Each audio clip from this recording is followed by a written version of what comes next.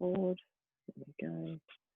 And just for the sake of the video, because I've got a couple of ladies that couldn't come today and they do want to see the video of the class. So welcome to today, and we're doing our little seagull picture today. So as usual, we'll start with our black and white version and draw that up onto our page. And this is just a little rehearsal. It's a nice way to just get familiar with the picture. Sorry, I'm just muting everybody just to cut out all the background noise. As you know, you're very welcome to ask questions or put your hand up if you have something to say or ask. So just unmute yourself on your screen and we'll be able to hear you. But in the meantime, we'll just cut out all the background noise.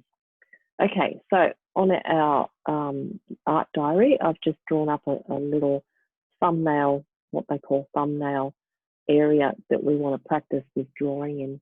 I've given the picture extra grids today, so we've got, I'm drawing that up wrong on there. We've got center across and down, and then also gridded that again into more portions. So there's 16 squares, I think,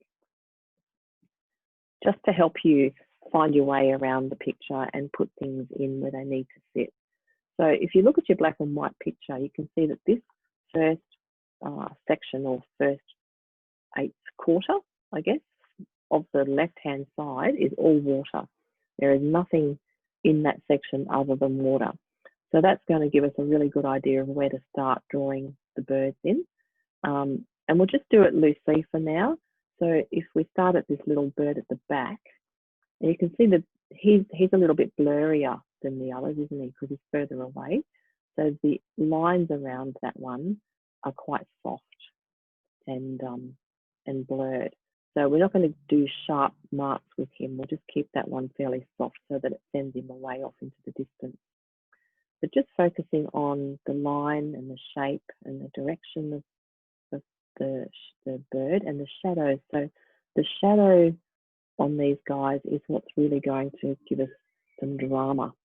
So when we feel like we want to add a little bit of interest, look at the areas of the shadow. So I'm just still back on this first bird in the background. I'm going to mark in where the shadow sits on his head there. It's like a little triangle section. So obviously the light is coming from the left, probably top left actually. So that's why their chests and their tops of their heads are really white and very bright. And then as the tone moves around on the bird away from the light, then we're getting some cast shadow, which is nice because that makes it a little bit more interesting and gives it some depth that we can play with. So I'm just very loosely marking in the tones that I can see on the bird in the back. So we've got a lot of dark area around where the wings and the tail are. And then on the chest and the head, we've got all this lovely bright white, which will be the funnest part to do at the end, I think, anyway, on the top of the head there and on the beak. So the beak is casting a little shadow down through the neck. So we just want to look at this in shapes. So it's all about the shapes and the tones. And by looking at the black and white version, that really helps to break it down into those distinct tones. It doesn't look much like a bird at the moment, but that's the main shape I just want to get marked in there. I'm using willow charcoal, which is very soft. So if you put your fingers into it and blur it around a little bit, it'll soften everything off and give you a nice mid-tone kind of grey. And then you can come back in and put the little eye spots of the eye in there and darken up the shadow around the beak there and just focus on those shapes. So what this bird is doing, he's actually looking at us basically, and so the angle of his head is quite different to the other two. So it's all about determining which way he's turning so that we get the lines in the right place to get the angles right. I'm just refining the lines around him, making sure that you get him fitting into that grid so you can see down into, so that the top of his head comes about a third of the way up inside this quarter or 16th section here. So I think I've gone a bit high, but I probably drew my picture wrong. So it's about a third of the way up. So always measuring, even if you only need to do it with your eye, but you can always use a ruler if you're not sure. Just measure the distance from the top of your paint picture to the middle of that grid section, and then how far down from the halfway mark does the head sit. And that's how you can kind of figure out where to place things within the grid mark. So I really like using the grid. I find that it helps me, you know, figure out where stuff sits and to get things in the right place. So I've just been fiddling around with the shading on this guy. I've got the angle of the beak a little bit wrong, so it's going down too low. So just checking all those things. See the top of the beak on him, it's quite horizontal. It's like a horizontal line, and then it has this little bit on the end of the beak that goes down. So it's almost an L shape on its side. So everything's a shape, and if you break it down into shapes, it'll start to make sense. Because his eyeballs are a bit big, so soften that off and then darken it again. So the lovely thing about the charcoal is you can keep playing with the tones and just mucking around with that. I'm not going to worry too much about doing the water at this stage. If you feel like you want to, you know, mark in a little bit of tone in the background there, I guess that would help to make the bird's whiteness shine a little bit more. So, you know, you could just use a charcoal stick on its side like that and just run it across to get a little bit of that tone or the mid-grey kind of colours that you can see in the black and white picture. We could do that if you like. And then, yeah, good idea. Then if we do that, we can take out some of the charcoal on the chest of the bird and the top of the head, and that'll make it shine, I guess, shine a little more. So always good to consider backgrounds and tones and things, and how are things going to sit against each other. So that's the back one. And then we're going to work on the next forward one. So that guy, he's got a really big fat head compared to this guy we just did. And it again comes up just under the halfway mark of that grid. So I'd say around about there. And just look at the shape of the top of that head. So it goes down and then across and not quite to the bottom of that grid mark there. So just keeping my grid marks in place for now. We can take them out later if you want to. And then to the top of his head sits in front of the chest of the one at the back, and you really can't see where one starts and one ends because they're both really, really white. So that's going to be fun to do when we get to the white. And then his beak. So, okay, just started too high there. So again, keep checking the grid. This is why it's here, to make sure that you put your bits and pieces in the right place. I'm just putting the beak across just on the base of that grid section there. And so it sits just above that line, doesn't it? And then he's got this beautiful big puffy chest that comes down. So I'm going to mark that in, even though that's white, and I'll have to whiten it up later. I'm just going to mark in the line for that. So he's a nice big fat one. He's very well fed, this one. And what else can we see on him? So we've got the eye. It's about there. And we've got shadow as well. So you can see the shadows being cast on the side of this one's face too. So those little triangular shapes of shadow, so that the forehead or the front of the head is really white. So that needs to be whitened up and almost merged into the guy behind him. So they kind of almost become one thing. And so because we know that what these are, our eye is familiar with the shape of the bird. And so even though we can't see where the head of this one begins or ends, because it's up against the one behind it, we know it does anyway. It's just human nature. We're used to looking at things like that and seeing, or making it up, really, imagining, I guess, where things are. Okay, so let's look at the shape of that wing. That's a beautiful shape too, isn't it? So we've got this lovely arc of the wing that comes out from behind this little other one in front. And so I'm going to just draw that shape in there, and that's giving me a nice big fat seagull. And again, just checking shadows. So I'm looking at shadow on under the chest there. So obviously the light's bouncing off his chest. It's really white in this light area here. And then as we go down underneath his body, it gets darker and more tone under there. So again, that's starting to tell us the direction of the light. So the most important thing, I think anyway, in paintings, especially realism stuff like we do, is the lights and the darks and noticing the direction. See, there's a little shadow just under his beak there. So it's like a very soft little triangle of shadow that comes down under there. Again, that tells us where the light's coming from, and that there's a cast shadow coming down over onto his chin or chest. Okay, so now this guy's got these cute wobbly legs. Oh, I've gone too low. Oh, actually, no. Really naughty. I should have measured the grid. Anyway, let's pretend I did. If you want to be precise with these things, and we will with the colour version, then you really need to measure up properly. Make sure everything's, the right distance from everything else. Otherwise, your drawing's going to be right out, which is probably what's going to happen to me now because I didn't measure properly. I just did it all by eye, and I did it a bit loose. I usually do when it comes to the charcoal part, because I don't want to be too restricted. I'm just kind of using this experience to find my way around the picture and just get familiar with it.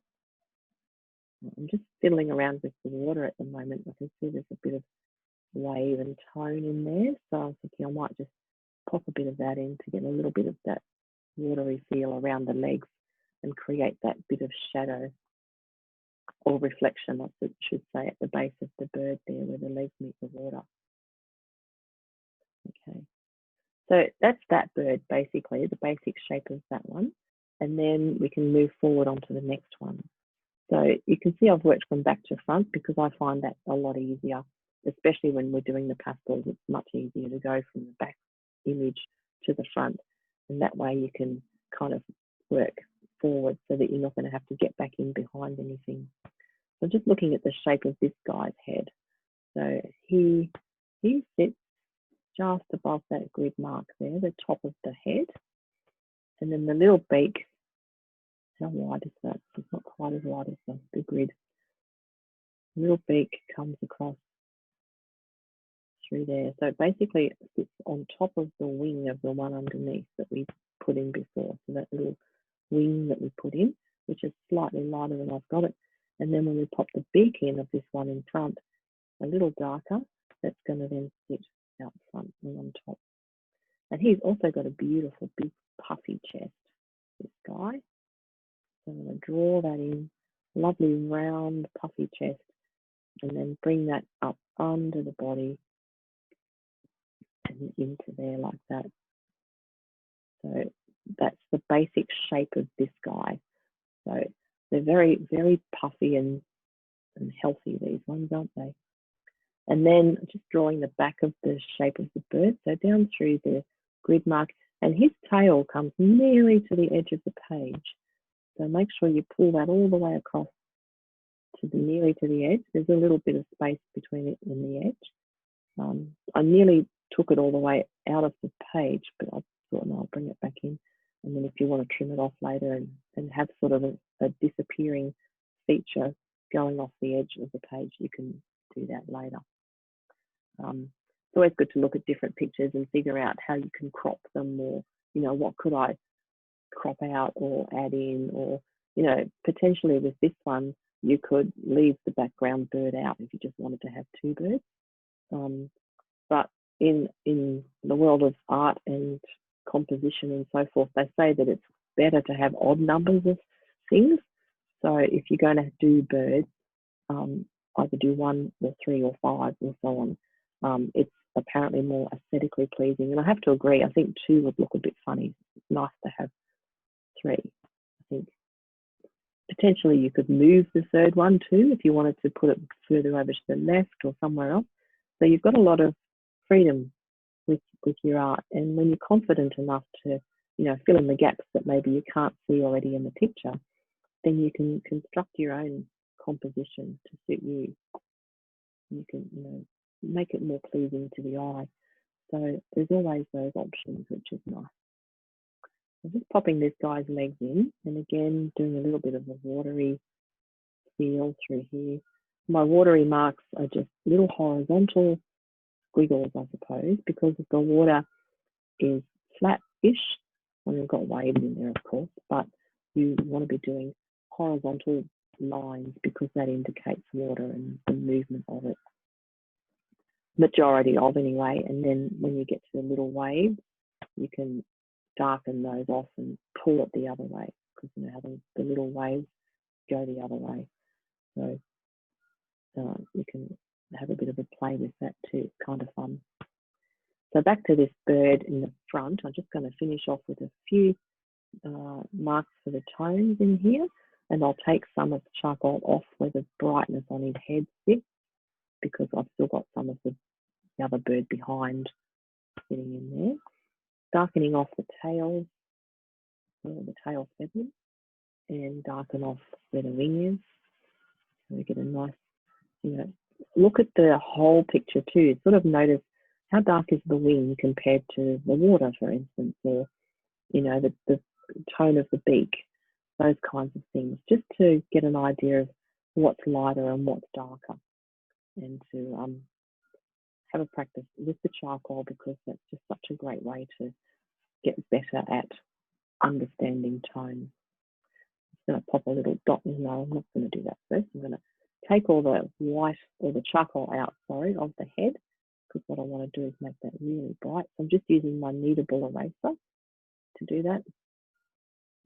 I'm just removing some of the charcoal. So the kneadable erasers are lovely for that. They're it's so soft, and because this is a willow charcoal, it hasn't really stained the papers too much, so you can actually get it off fairly easily. So just noticing the area on the front of his head and above the beak is really, really white. And again, you can kind of look at that now and think, okay, maybe I need to make the wings on the bird at the back a little darker so that the white looks brighter. So, there's all those things to consider. How do I make that lighter? And sometimes you can't get something lighter. You might not have anything whiter than white.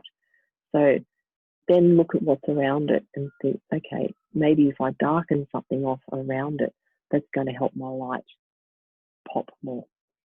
So there's always, that problem solving stuff, figuring out how to make things pop or stand out or even disappear if you want to soften things off.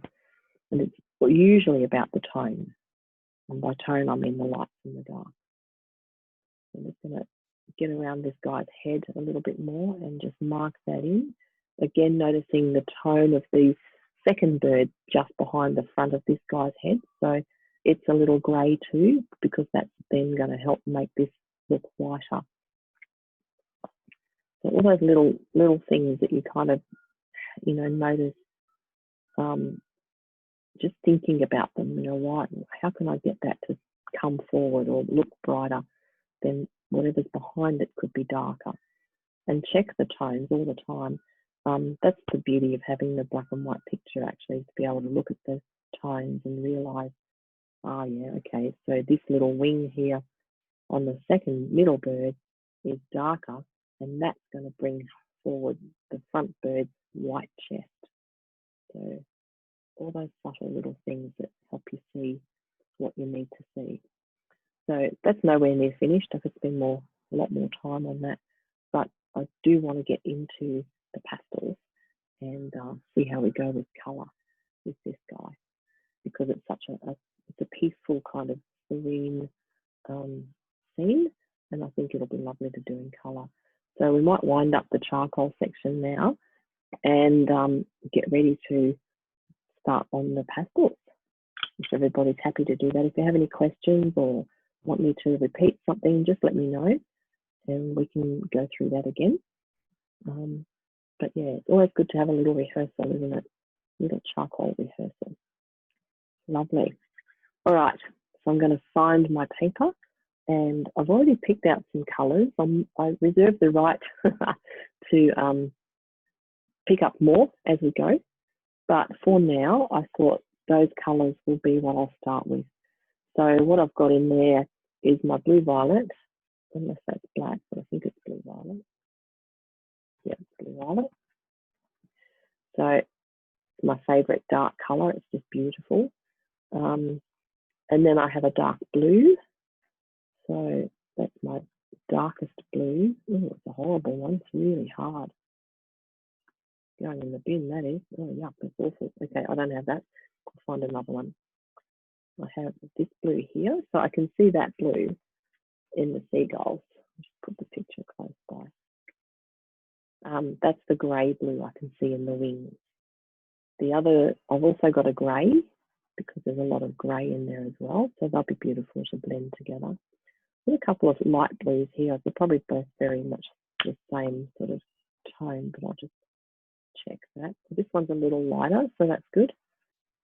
So quite a nice range of blues. And then of course, I've got a very, very light blue here because I'm saving my white for last.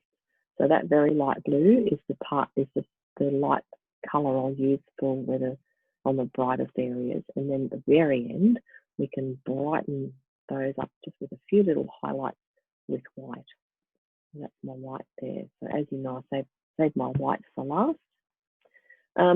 With regard to the orange kinds of colours, I've picked up this brown. I don't know whether I'll use that or not. I probably will. I was just looking at the little legs of the birds and maybe the beaks and possibly a little bit of the water. Put a little bit of brown in there. Might be too dull, too muddy, not sure. So we'll try it and see. The other yellowy colour I picked up is this beautiful orange yellow colour, and I can see a lot of that in the water. So this is a very blue and orange complementary picture. This colour is, I think it's a sienna or ochre or one of those. It's kind of a dull yellow, I don't know, interesting colour, but I just thought that kind of fits in with the water. I can see that in the water in there. It's like a gold almost, actually, quite nice. So that's lovely. And then I've got a light yellow as well, just for maybe a few highlights. I don't know whether that's going to work or not, but I'll try it and see. I could sort of see that too in some of the highlights in the water. And yeah, so that's my selection of pastels. I'm just going to see if I can find a better dark blue than what that horrible one was. I'll put that in the bin. And sometimes, as you know, you'll find different colours feel different, and blue is often a really hard colour. Sometimes it's just really scratchy and awful. That's better. It's a softer pastel. So I'll probably use that instead. So that's my little selection of colours there. Lovely. And I'm going to set my paper up. So the paper I'm using today, I'm going to use this pale blue colour. I think that's going to be quite nice. It's similar to the watercolour and the blues in the seagulls. So I thought that'll be quite nice. If you don't have a blue, then a mid grey, a light grey, a rose grey would be nice even. Or what's that? It's a light, it's got an orangey kind of tone to it. So anything that's not too dark, I think, would be good. Although if you want to go dark, jump right in, be my guest. Who am I to say what to do? So there's my paper. I'm going to find my little board. Where did I put that? I put it somewhere handy so I could just pick it up. On the floor. Okay, so that's my little working board. It's very grubby because I use it all the time, but it's it works for me. I'm just going to take these old bits of tape off. Because I'm working flat on a table, I'm happy just to tape down the corners because I'm not upright, so I don't need to hold the paper there as such. But it's nice to not have to hold it down while you're working on it. So if you give yourself some free hands and just tape down on the corners, or you can go all the way around, whatever suits you. Make sure you don't press too hard and stick it too hard to the paper, because if you do that and leave it on for too long, it can tear. So another secret to doing that is just to put your tape onto a bit of cloth or your jeans or somewhere first before you pop it onto your paper, and that will take some of the adhesive off, and then it won't be quite so sticky and you'll reduce the risk of tearing. So that's what I'm doing. I'm just going to tape that down like that so that it doesn't move around. Just trying to get it into the right spot for the screen. There we go. And they're my colours. So I'm setting my colours. This is the lid of a set. And it's just got a little bit of foam here. I like the foam because it keeps the pastels kind of safe and catches all the dust, so that I can, I throw that bit of foam out when I find a new piece, and we can just dust it off. But I like having them sitting in there because it's soft and comfortable, friendly, and all that jazz. Okay, going to move a few things around out of the way. I've got to be a bit more careful now because everything is all in one place. So I've got keyboards and computers and all sorts of stuff in here. I've got to be tidier than I've ever been in my life, which is a real challenge, I have to tell you. I mean, I've always been reasonably tidy, but I do like to just pop stuff on surfaces and then, leave them there. So putting things away in drawers and stuff like that is a challenge. We'll believe you. We'll believe you. It's true. It's true. All right. So I'm going to start to draw up my grids, and this time I will measure. I'll do it in charcoal just so that you can see it clearly on the screen. If I wasn't doing it for the screen, I'd probably use a light coloured pencil. So a white pastel or an off-white one, this is a creamy colour, would be perfect on this sort of paper, on that paper. I can see it well enough, but it's not going to be too much that I can't get it off later. So always consider that when you are drawing up, what's going to be the best thing to use. Charcoal is a great thing to use too, because it's easy to get off, very soft, and if you don't press too hard, then it'll come off this paper quite nicely, and it'll come off other papers as well. So you might decide you enjoy using the smoother papers, and there's nothing wrong with those. They're lovely. So charcoal will work just as well on those. You just need a colour that you can see reasonably well on whatever coloured paper you're using, and something that if you need to, you can get it off again later. So when I'm doing the grid marks like this, I tend to just press very lightly so that I can get them off easily afterwards. So I'm doing a centre line down the middle and then breaking the two halves into half again. And then 23, so it's about 11 and a half is halfway. And what was it again? 5 3/4, I think. I'll just move that up a little bit. 5 3/4, so that's about there. Forgotten all this stuff, see? 11 and a half, 5 3/4, 5 3/4. That's good. So by doing this, I'm going to give myself much more accurate drawing, because hopefully if I follow the grid, everything will fit in where it should be. So it's important to measure up and get things nice and precise at the beginning. So there's my grid mark, and now I can start to just mark in the shapes of the birds. What we'll do first up though is work on the water. So we'll get the water in there first, and then we'll work on the birds. So we don't want to spend too much time on the detail of the birds at this point. It's really just to figure out where they fit within the page. So very loosely, I'm still using charcoal because I can see that clearly, and I'm just going to, again, start marking in basically just the outline of the bird, really, and figuring out where that fits in relation to the grids. So just coming down to this top back one. Remember, he sits up about a third of the way into that grid, so the top of the head there. And then the chest comes down, not vertical, it's got a little curve in it, but it comes down beside that grid mark there. And the little beak pokes out a little bit, so the head comes in and we've got a beak. So as I said, don't spend too much time on the detail because we need to put the background in first, which means we're going to have to kind of overlap some of the lines.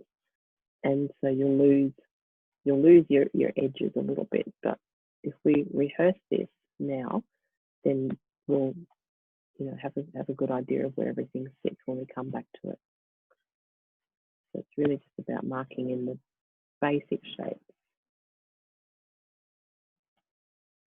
Okay, so we've got one back bird, and then we've got the next bird who sits. His head comes up. I'm going to measure that actually. Maybe I'm having an optical illusion. 30. Yeah, nearly halfway across that grid line there. So just below there. And again, just the basic shape for him. Where does the beak sit in relation to, oh, see, I started up too high. This grid is just the best thing ever because it keeps you correct if you just keep remembering to use it. Okay, so the beak comes down just above the line of the grid mark, and then we've got his lovely little chest that rounds out. So the chest of this guy sits within that grid area, doesn't it? Because it comes right down to the bottom line there and starts at the top line. So that's a really good way to kind of figure out where he sits in relation to everyone else around here. Okay, and then the back of the head. So again, looking at the distance of the back of the head and then how it kind of tapers off down towards the wing and the shape of that, where the neck is. Don't worry about eyes and things at this point because there's no point putting them in just yet. We can focus on those later, unless you want to. Up to you. I'm just going to mark in the wing here. So kind of that shape. It's interesting working flat. I'm so used to standing at an easel and being able to step back. So it's an interesting process sitting at a table doing it. I have to say my feet are much happier for it. Okay, so the next little fella, his head pops up above that grid mark, and then he ducks down below the tail of the guy at the back, and his back goes all the way across. And then we take up a fair bit of the next grid area on the right-hand side. Remember, there's no birds in the left quarter. And then the tail comes nearly to the edge of the page. Down through there, across there. And then we're coming back under the bird, so under where the little feet or legs begin. And then again, he's got a lovely chest arcing up. So you can see that the chest starts arcing up from under the legs and cross over the grid mark there. And we've got this beautiful puffy chest that sort of comes from about there. Might have gone too wide there, but around about there. And then his little beak sits across the top of the wing of the one behind him. So it kind of tells us where to place that. And we can define that a little bit more later on and work on the shapes and shadows. But they're the basic shapes of the birds on our page. And if you want to draw the legs in, you can do that just quickly. They probably won't stay there because we'll have to put the water in behind them. But you can do that. It's nice to kind of do it, and when you come to do it again, you should remember, hopefully, where we put them to begin with. There we go. So that's pretty much all we need to do for the shapes of the birds at this point. What I want to do next is take out my grid marks that are going to be in the water, because I don't want that black to contaminate or impact on the colour of my water. So I've just got my kneadable eraser, and I'm just going to rub that around like this and take out those grids. We can leave them in where the birds are, if you like, just in case you need them later. And the other thing we can do is put them back in. You know, if you get to the end and think, oh my goodness, where does that go? You can always measure up and draw them back in again lightly, just to find things, see where they sit. And I've only rubbed that out lightly, so I can still see it to a degree. That's not too bad. Okay. All right, so I'm going to call, what is it, 12 past 10. I think we're going to have a little break, if that's okay. So I'll come back at 20 past, which will be in 8 minutes.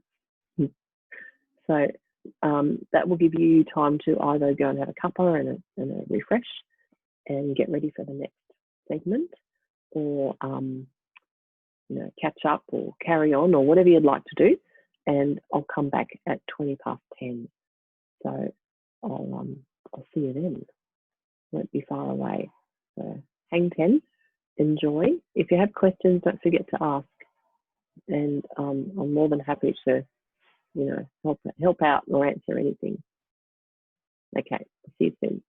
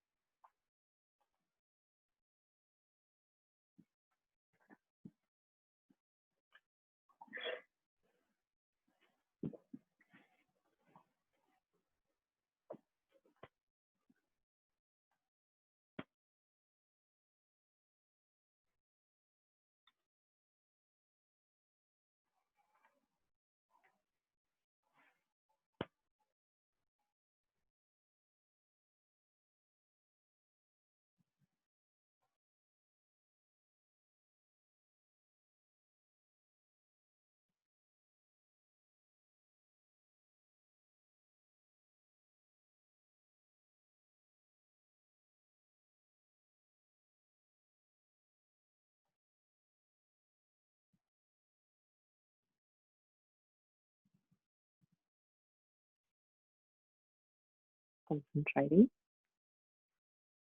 getting things done. Good, good. All right. So let's get stuck. Concentrating hard. It's good. It's good. Technicalities. Yeah, it's every painting is a challenge, isn't it? It's just a way of not a problem. I'm not going to call it a problem, because it's not. It's something we want to do, but it's finding strategies, I suppose, of how to, you know, manipulate it or make it work, or, you know, what process do you go through and what's first and last, and so forth. Yeah, so it is. It's just a process. So what I've got in front of me is a hot coffee, which I probably should move, and an iPad. So on my iPad, I've got my picture, which is really helpful because I can kind of zoom in if I want to, and it just gives me another view of it. And then I've also got my printed version, so I've got one of everything, which is awesome. The more references you can get, the better, just to help you see, you know, tone and so forth easier. And I find on the iPad or on a screen of any sort, you'll get more depth. So on my printout, which I just did on my home computer, it's kind of a bit faded and a bit, you know, not so bright. But on the screen, I've got a lot more clarity with the color and so forth. So that's good information. All right. So if you haven't already, let's get cracking on the background of this. So I'm looking at my picture and trying to think, okay, what sort of color do I want to put in the background? I'm actually seeing a lot of purple now, and I didn't see that before. Interesting. So what I was thinking was this kind of blue, which is very similar to the blue of my paper. It's a mid-tone blue. And again, remember, what you want is something that's going to help the whites on the bird to pop out. So you don't want something that's too light. If you go light, then the whites won't stand out enough. If that's what you're after. I really like the drama. I like things to stand out. I like the brights and the darks and the drama of that. If you don't, then you might be happier with a more muted sort of colour in the background. But what I'm putting here now is this blue. So I'm just kind of pulling it across the page. I've got my stick of pastel on its side. It's an old stick, a bit wonky. Got a few little nice sharp edges on it, just because it's been worn down really. Got a bit of brown on there, which it shouldn't, because that makes it dirty. So you can just wipe your pastel off on your towel or cloth or something to clean it. They do rub up against each other and they do get very dirty. So that's just a bit of blue down on my page first. It's kind of the start of blocking in. And I can see there's quite a lot of, not necessarily grey, but a darker tone through the water there at the back. So I'm just really lightly just wiping some grey through there in random spots, keeping my stick horizontal. So, or at least my movement horizontal, because what I want to do is try and, indicate this is water and it's got some wind and movement in it. Not a lot. There's not a real lot of movement there, but it's just a little bit of a ripple, I guess. And so you want to keep your marks going across the page, so horizontal. And what I'm doing as I'm doing that is sort of just back to the blue again. Now I've got some grey down, I'm putting more blue over it, just starting to layer those colours. I am going to put my fingers in there in a minute and blend it all in. But first off, I just want to get colour down on the paper so that there's something to blend, basically. Now, I could potentially leave some of this unpainted because it's already on a blue paper. So that's one of the great things about working on coloured paper, is you can rely on that colour to become part of your painting. In this instance, though, because I'm a chronic blender and I do enjoy doing that, I'm just going to push it all in. And some might show through and that's fine, and some may not, and that's also fine.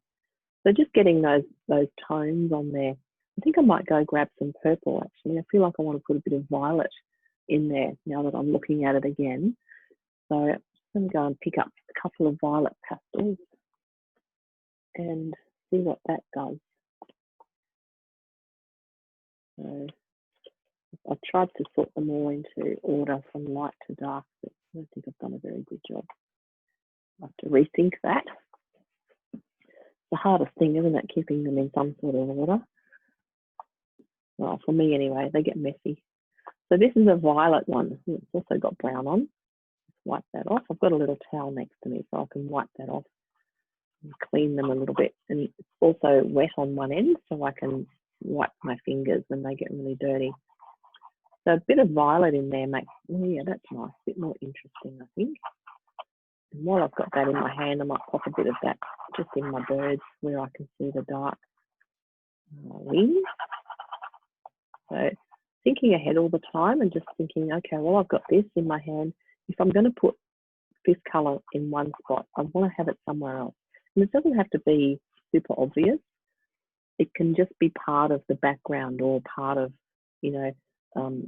something that isn't going to become a dominant feature, but just supports that little bit of colour that you've put in there. I'm also going to just pop a bit of it into that, see that little wave that runs all the way through there behind the birds. It's like a stripe that runs down through there and it gets wider on the top left. I'm going to pop a bit of my purple in there too. I can see quite a lot of purple in there. So you might see something different, and that's absolutely cool. So if you can see more green even, or I don't know, different blues, then by all means put those in. So I picked up a darker purple as well, just to see what happens when I put a bit of that down. So see how what we're doing is blocking in, and what I'm focusing on is the dark section. Now I picked up this dark purple, so what I want to do is get a bit of darkness in the water where I can see some shadow and so forth. So I can see a little bit of that at the base of the birds because they're obviously putting a shadow onto the water. And then there's also shadow in that little wave that is behind them, in that little bit of a stripe there. So I'm using my purple. So it's not blue violet, it's not very dark, but it's a little bit darker than the other purple. So it's just, see, I'm starting to build up my tones. That's what I'm sort of working towards, is building up some tone and getting some lights and darks in there. A little bit of variation. This water itself actually is really not that interesting. What I do like is the colours that are in there. The oranges and the blues together, they do look quite lovely. So I'm going to rub in the blue at the background now and just start to push that across the page in a horizontal direction, because I want this to look like it's water, but it's, you know, got a lovely little bit of wind on it, bit of current. So we don't have to spend a whole lot of time on the detail of this at this point. If you want to, you're welcome to. But I just want to sort of mark in the background and get that set up, so then we can start focusing on the foreground. And see, I'm actually overlapping the edges of the birds as I do this. So if there's a bird there, like that black bird, I'm kind of going over the edges of the bird so that the water looks like it continues on behind it. You don't want to be leaving gaps between the bird and the water, because then you'll end up with a funny little halo. So I can see there's a lot more, you know, subtle little tones and shapes and things in the water at the back there. And we'll bring in the yellows and oranges in a minute. But I just want to mark in a few of those dark. I'll just use my mid blue just to get a few more subtle marks in there, to get a little bit of variation in the tones. And again, just pushing them through with my fingers. I've just got all 3 fingers on the paper, and I'm pulling it left to right and right to left. I'm keeping my finger on the paper, so I'm not lifting it off, because if you do that, you get broken marks, and I want this to look quite continuous. So if you keep your finger down and just vary the pressure. So in some areas you could press a little harder, and that will blend the colours a little more. And in other spots, if you don't want it to blend in too much, you can just go very lightly over it. So you can actually control that quite nicely with how hard you press on your paper. So, and always, if you press harder on something, it's going to go a little bit darker or muddier, as I like to say. I'm going to put a bit more purple and blue over this side. So we don't want it to look all the same all over. There's got to be some variation, because this is nature and nothing is ever exactly the same, you know, in water and trees and things like that. So try to keep it a little bit random, make it a little bit interesting. You know, you can, like this over here, I've got a little bit of a dark mark and then a next darker mark and then a light mark. So that could possibly look like a wave, or, you know, a slight little bump in there later on. It's amazing how many accidental marks suddenly start to look like something quite fun, really. I didn't mean to do that, but it's good that it worked out that way. I'm just putting a bit more light blue in too. So this is where you start to kind of play with your tones, pick up your darks and then your lights, and just push them around a little bit. So we can be very loose with this section, because it's just water. And there's nothing terribly defined about it at all. So I didn't like that dark mark that I just put in before. I can just put a bit more light blue over it to break it up a bit. So as we were saying before the class started, pastels are very forgiving. You can redo things quite a lot before you can't do them anymore. And that's a great thing, because you can fix mistakes or change your mind, move things around. I've got a big chunk of pastel sitting there, big crumb. Get rid of that. Push that all in. So that will do for now. I know if I need to come back in later, I can probably touch that up a bit more and put a bit more dark or light or something in there. I'm just going to move down into this little purple area now. And if you look at the shape of the wave, you can see that it kind of curls up a little bit. So it's flat around it, but the wave curls up because it's going in an upwards direction. So what I'm doing is pushing that around in that curling up kind of direction with my finger. So I'm trying to create the feeling of the water being swept up there. Just always look at the thing that you're painting and figure out which direction does that go in. Where should I put my finger? Is it up and down? Is it across? Is it around? You know, is there a direction that I can be pulling this in that's going to help to make it look more real or look like what I want it to? So all the water under the bird's legs there is more horizontal, isn't it? And then we've got those couple of little waves there that just change the direction slightly.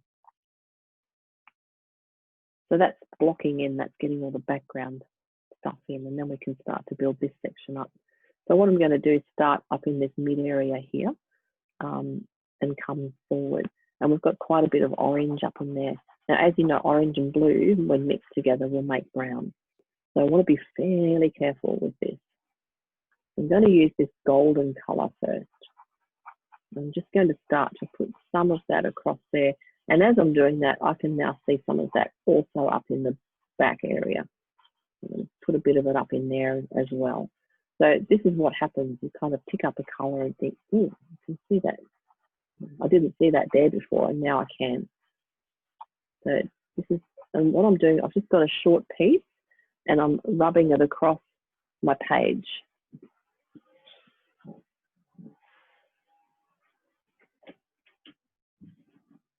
Let me know if you can, if the noise of Brian mowing out there is too annoying. I've just closed the doors and things. So I'm just rubbing that across my page, and I really like the effect that that's having on the water. It's almost as if I don't need to touch it, and I probably won't, because I've got the blue paper underneath. And by just pulling this little piece of gold, yellowy gold colour across there, it's starting to give me a lovely watery look. And again, you can vary that by how hard you press. So if I just press lightly, what happens is it picks up on the texture of the paper, which is quite gritty, and just sort of lets it sit on the surface. So it's still showing through the colour underneath. And that's quite nice. And it helps me bring in my orange and yellows into my blues without making too much mud, because the minute I put my fingers into this and blend them together, the blues and the oranges, that's when it's going to start to get dirty and muddy, because what we're doing is we're mixing the colour on the paper. We're not doing it in a palette. And so I can put pure colour down on here, like now. And if I then, you know, add blue over this and push it around, it just gets really ugly. Jeanne, can I ask a question? Yeah. I'm using like a grey rosy colour, and you've got more blue. Should I put blue over that before I put the yellow on? If you want to have a blue in the background, yeah. I don't mind the purple, but I mean it's I think the purple would be quite lovely, actually. Rosy grey, whatever it is. Yeah, it's the rose grey colour, isn't it? Yeah.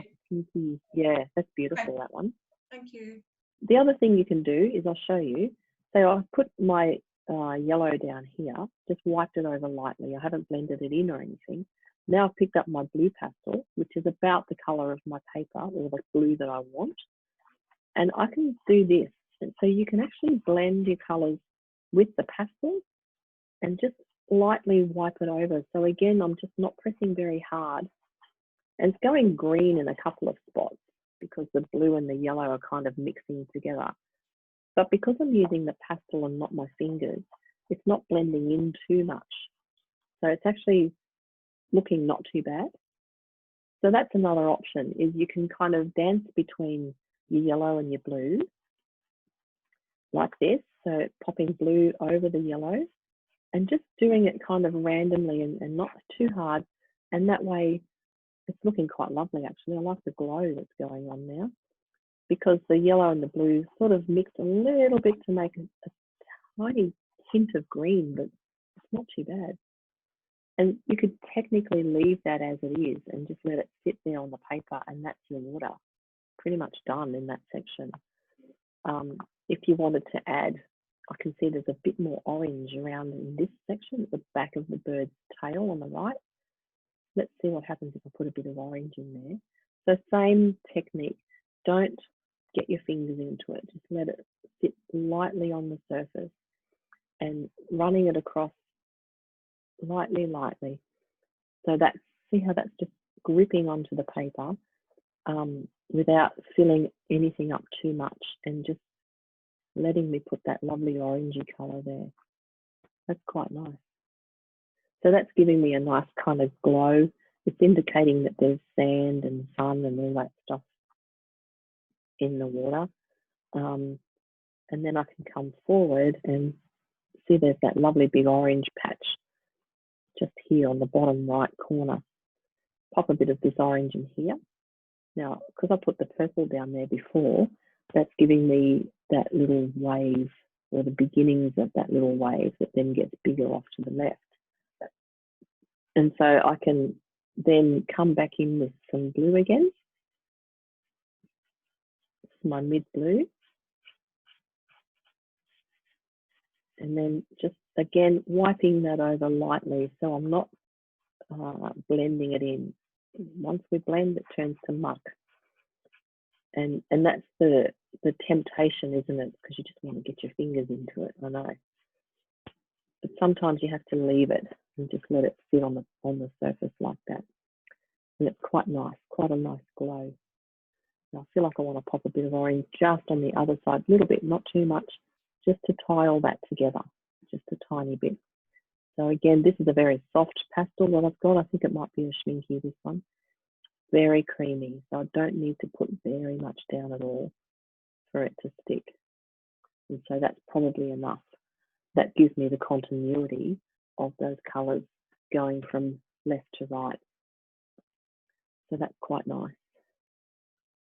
Quite nice. Okay. Now I'm going to just keep working forward. So this little wavy striped bit on the right of the bird, it needs to be a little bluer. I put purple down because I wanted it to get some depth, but now we can come over with some blue and sort of push that in a little bit more so it's not quite so strong. And I'm going to come back under the birds here. So around where their legs are, there's a lot of kind of silvery grey colours in there. So I'm using blue to start. There's also a reflection of one of the birds, so we can pop a bit of light in there for the reflection of those two in a minute. And then a bit of blue down on these little wave sections on the left there. So I'm literally just letting the pastel sit on the paper and pulling it around. Through here, knowing that I'm going to come in here with a little bit of that golden colour again, and do the same technique down in through here with that gold, and just get some of that to shine on the water. Remember, we're going horizontally, so little horizontal marks. Don't forget to get in behind the little legs there. So even though we've got legs, we still need to have continuity of the water and the shape.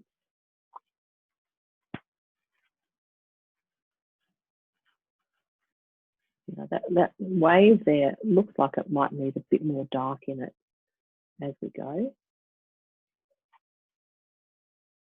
I'm just playing around with some colour, adding it in here and there. And again, as I said, down behind the birds or under the birds is darker. So I'm going to pop a bit of the grey. It might be a bit too dark, I don't know yet. Pop a bit of that in there, because we want to create some shadow in the water where the birds sit. So I need that to be a little darker than the rest of the water. So grey is a good tone. It might be a bit dull though. So let's pop a bit of this blue in here. So this is a little bit darker, this blue. It's don't know what the colour is, but it's slightly darker than what I've been using. And that's going to help me to create the shadows of the birds under here. The shadows are super important. They're the things that ground the thing that you're painting, they give it gravity, and they tell us a story. They tell us, you know, where the sun is and what time of day it is, and even though I don't know what time of day it is, but it could possibly be morning. Looks nice and fresh, like a morning light. But yeah, all these little nuances or hints of tone and colour help to tell a story. So that's giving me some nice bits of shadows under birds there. If I wanted to go really dark, I'm just wondering, should I put some blue violet in there and see what happens? Let's see. I don't want too much because it's very strong, this one. But it is beautiful for some drama, isn't it? The blue violet's just lovely. So there's a few little marks of that in there as well. And you can see as I'm doing these little horizontal marks, it's hopefully starting to look a bit like water and give us the impression of that. So something like that would be plenty. If you did that and find it's too dark or too much, you can always come back over with maybe a bit of light blue to try and catch some of those little light sections of water. And so remember I showed you this piece before, it's like a little triangle, it's so worn. But because it's worn, I've got these lovely little sharp edges that I can use on it. So I can literally just find a sharp edge and do little lines across with that. And that's going to give me some highlights throughout the water there.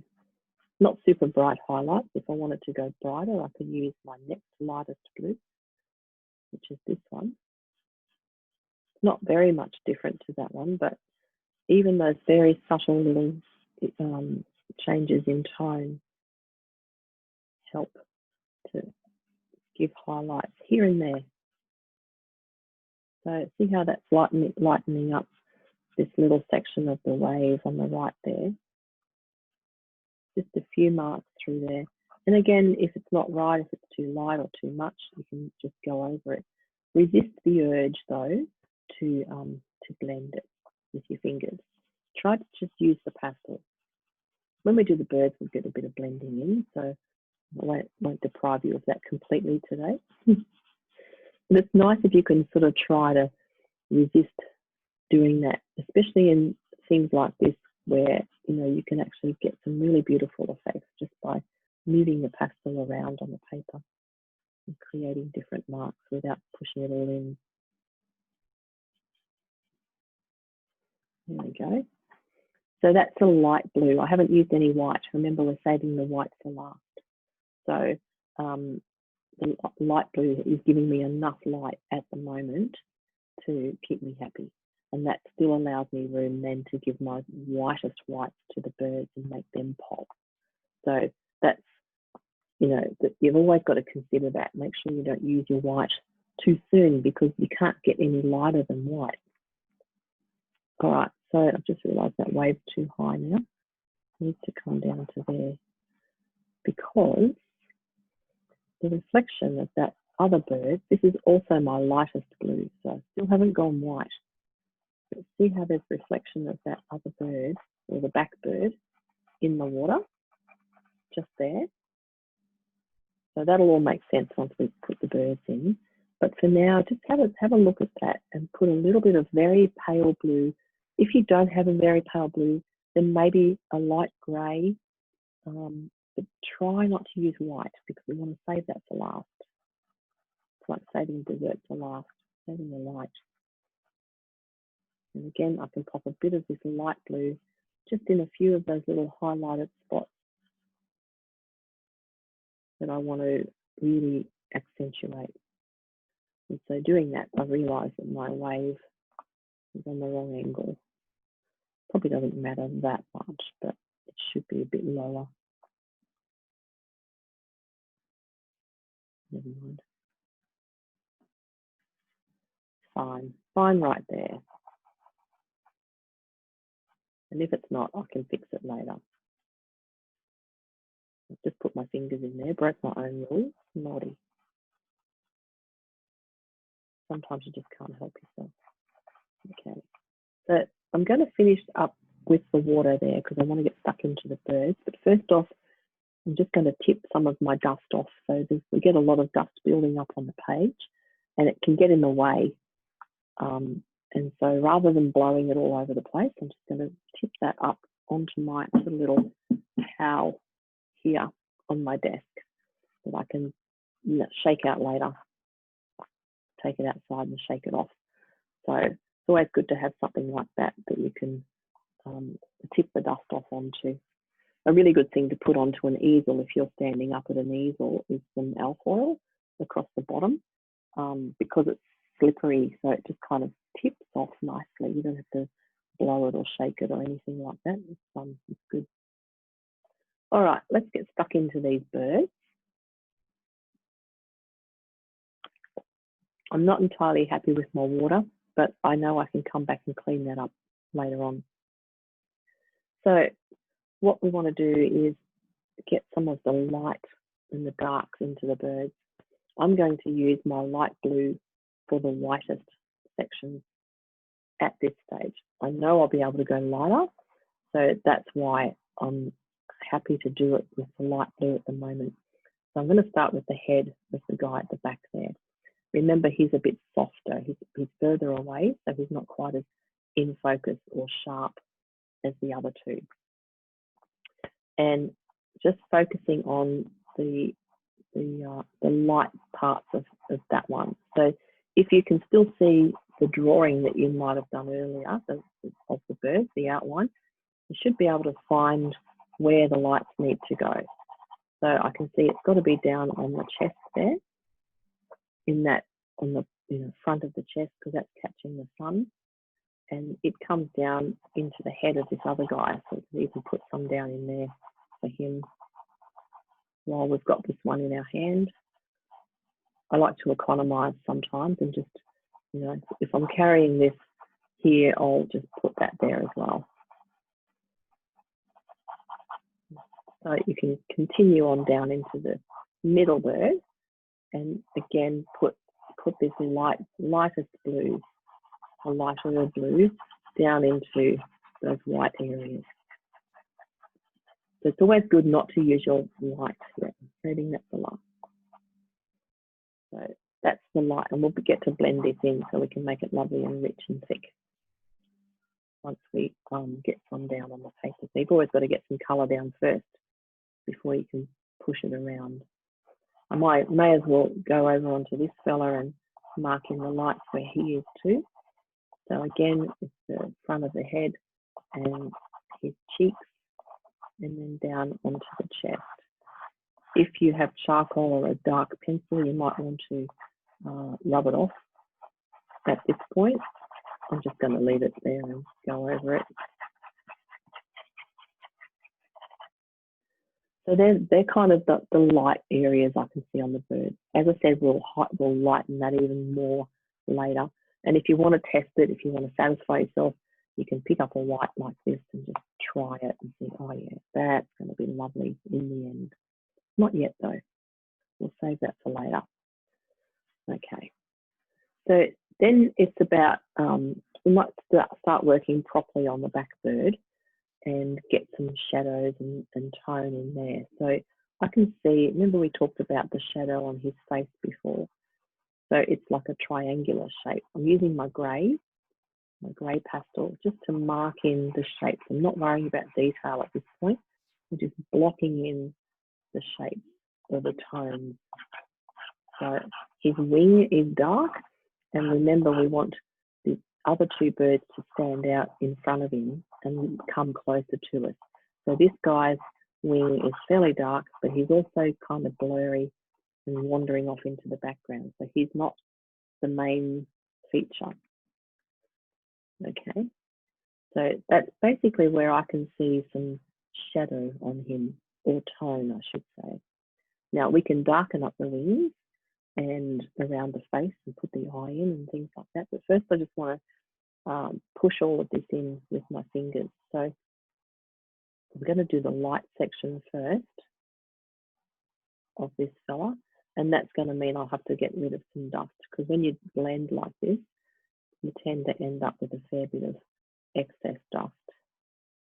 And then I can just pull my finger across and start to blend in those darker areas as well, all the way across to the wing. I haven't put the blackest part of the wing in yet, just that main grey area. Make sure you sort of overlap into the edges of the other seagulls so that when we come back and put them in, we're not going to have a gap between him and them, because we want to have a continuous line, I guess, between the two. Okay, so that's the shadow, and I've softened it all off. It's really soft now, isn't it? So there's no hard lines in there, and we can now firm up those lines with our lights and darks and other colours. But this is just to get a good, base of colour down, so we can then start to add more colour over the top and build it up. So while I'm here, I'm going to push in the light that I did on the other two birds as well. So just pushing that in on the second guy in the middle here, pulling that around into his chest, and then under his chest is darker. So we can pop that in a second. And his wings is darker. But I'm just smudging it all in at the moment, just to get a nice coverage of colour. So you can see now I'm doing these. There's no more left to right movements as such like we were doing in the water. It's more gentle kind of smaller movements with my fingers and just pushing it in carefully. So again, imagine the direction that the feathers are growing in. So these chest feathers, for instance, would be lovely and smooth, and they're all kind of coming from the face down, aren't they? So if you pull them down in that direction, then you'll get that lovely smooth impression. And you can see those little shadows where the feathers sit in the picture, and we can pop them in, of course. But just thinking about the direction of everything. So for instance, the wing on the back one there is, pull your finger or your colour in the direction that the wing goes. And it really helps to give everything a shape, or the impression of a shape. You see how that's starting to build up now? We're starting to get some sort of feeling of shape going on. So while I've got this fellow at the back, half done, I'm going to keep working on him and then work forward. So just to tip off my dust again.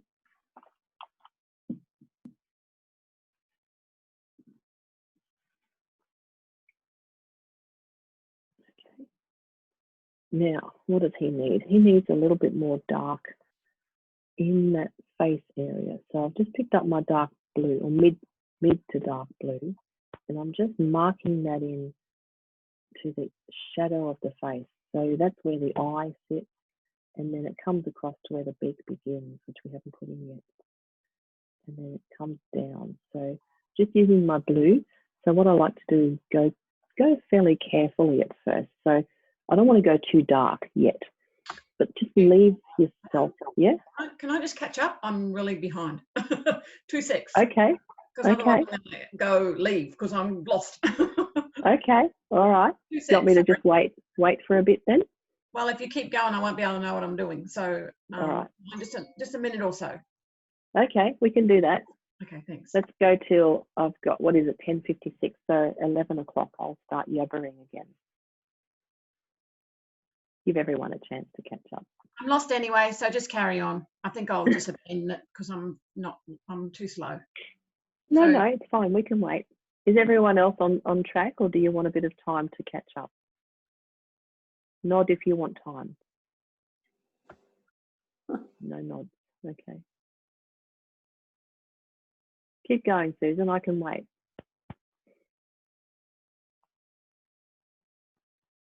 That's absolutely fine. Good to ask, because I don't know. It's difficult when we're online. I can't see where everyone is and what you're doing. So it's good to, let me know.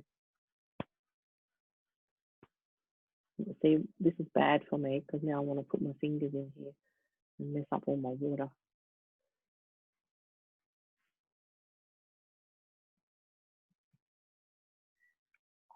Coffee, drink coffee. Sorry, I don't know. Sorry, I can't hear you, lovely. What are you saying? Sorry. And again? Hang on. Sorry, what did you just use on the head? I used my mid blue, so that's this Good. darkish blue. Okay, Yeah. thank you. That's all right. I'm back. You're back. Okay. Thanks. Excellent. No worries.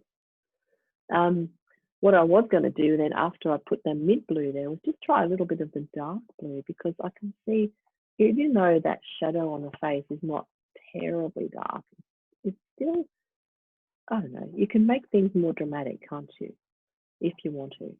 And I quite enjoy doing that, because it just gives your painting a little bit more interest. And you know, you can use any colors you like too. You don't have to stick to the colors that you see in a picture. You can always change it and put your own colors in there, or your own version of colors. So for instance, this is a blue and orange composition, which is complementary. We've thrown a bit of purple and yellow in too, so that's lovely. But technically you could do this in any color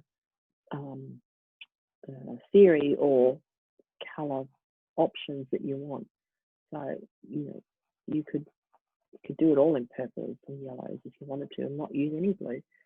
Or you know, you could do it in red and green for if you wanted to. So you can pretty much choose what you do.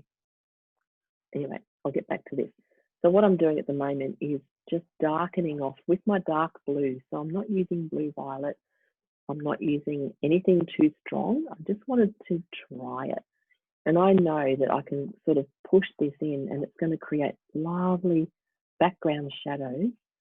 And remember, I said earlier, what you want is a bit of a dark background behind the heads of those ones in the front, because that's going to make the white or the lights on their heads pop out a bit more. So I've picked up that really dark blue, and I'm just going to push that in gently with my finger. If you have a blender and you can't get into, you know, the tight spots, you might be better off using a blender to maybe get into like the little tail feathers there. If you wanted to push those in a bit, that will help you get into the tricky bits that fat fingers won't get into or smudge too much. Remember though, this fella at the back is not crisp. He's a little bit blurry and soft because he's further away. So anything that's further away is usually more blurred and softer. And then as you get closer to the foreground, you get more definition and more detail. I'm just using a little blender now to push in the dark blue on his tail feathers. It's quite nice actually to be able to do that with something finer than a finger. And still trying to keep him quite blurred and soft off in the distance there. Okay, that's nice. So I quite like what that blue's done. It's given it a really lovely shadow effect. It's not quite as dull as grey. Grey can be a bit bleh. So sometimes it's nice to add a little bit of colour that's going to give you some warmth and depth. So yeah, I like that a lot. What I'm going to do then is just see that little shadow under the wing. There's a bit of a shadow there. It's kind of that shape-ish. And that just indicates where the wing sits. So I'm just going to darken off there. And then can you see on top of the wing, I'll just push that in gently, soften that off a little bit. And then on top of the wing is a lighter section. So I'm just using my light blue. So I'm just sticking to my blues and my greys for now. There's a little light section just there on the top of the wing, just in there. And that's where it's got a bump or something on it, and it's catching the light a little bit more. And if we catch the light with the light blue just on the edge of the wing, so where we've just put that dark line for the shadow, and then a little bit of light just here on the edge, that kind of helps to bring that little wing forward a little bit. Again, we still don't want anything too sharp or too strong on this fella because he's further away. But see how that works to bring forward the wing a little bit, and we can see that it's sort of casting a shadow on the rest of his body. So just noticing those lighter sections. Sorry about that. Turn my phone off. Just noticing those little bits of lighter sections that sit on top of darker bits, but they're not real light. So this is where your tonal understanding really helps, and finding different tones within the one colour. So that's what we're doing. We're using quite a lot of blues, but they're all different blues. Some are light, some are dark, and so forth. Okay, so he's starting to take shape quite nicely, just with a few little touches. So what I want to do next is just get into his little beak and face. So the beaks to me look like they're a yellowy brown colour. I'm going to start off with a lighter yellow, just to mark this in. Remember we said earlier that the beak shape of this guy is like an L on its side.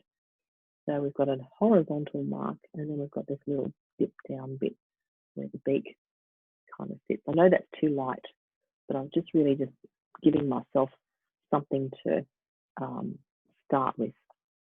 And I do like to start lightly first up. So what I'm going to try is this brown, and I just need to find a corner or a sharp part of it where I can just get that in there without making it too strong. I think it's gone down a bit low. So my L's too long now, but that's okay. I can fix that up. And how do we do that? Just find my eraser. And what I'm doing is using my kneadable eraser. So this is a well-used one. Just getting a sharp edge on there. So it's like a knife blade edge. And just dabbing that on to try and get some of that pastel off where I've taken the beak down too low.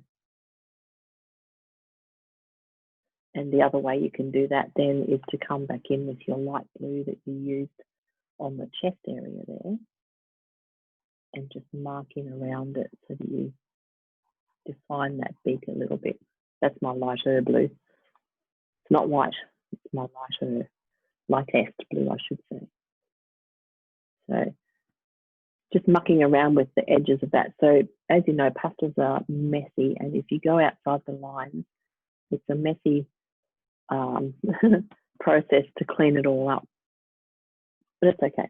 Worst case scenario, or if you are smart and have pencils handy, you can always use a pencil. So pencils will get into smaller sections, and you'll be able to do finer marks with those.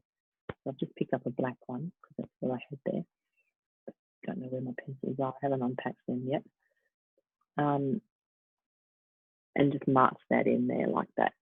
So again, I need to come back under the beak. So just make sure we get that little L shape in there.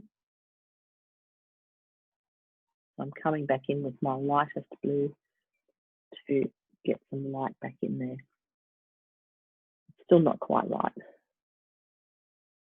So it's just those little things that you kind of got to really focus on. If I zoom in on it, it's a low-res picture, so I can't see too much. But the tip of the beak is the darkest part in there. And then we've got the little eye. So I'm just going to place the eye.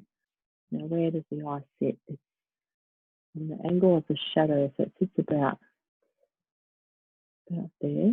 And when you're doing this, you can just mark it in lightly and double check your picture to make sure you've got it in the right spot.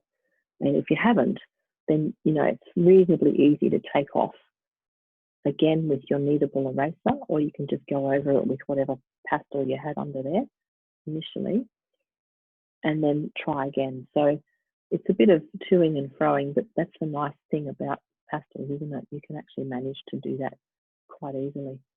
And so again, I'm just going to mark it in. The other option is to use a piece of charcoal, which again is softer, so it's easier to remove if it's not in the right spot.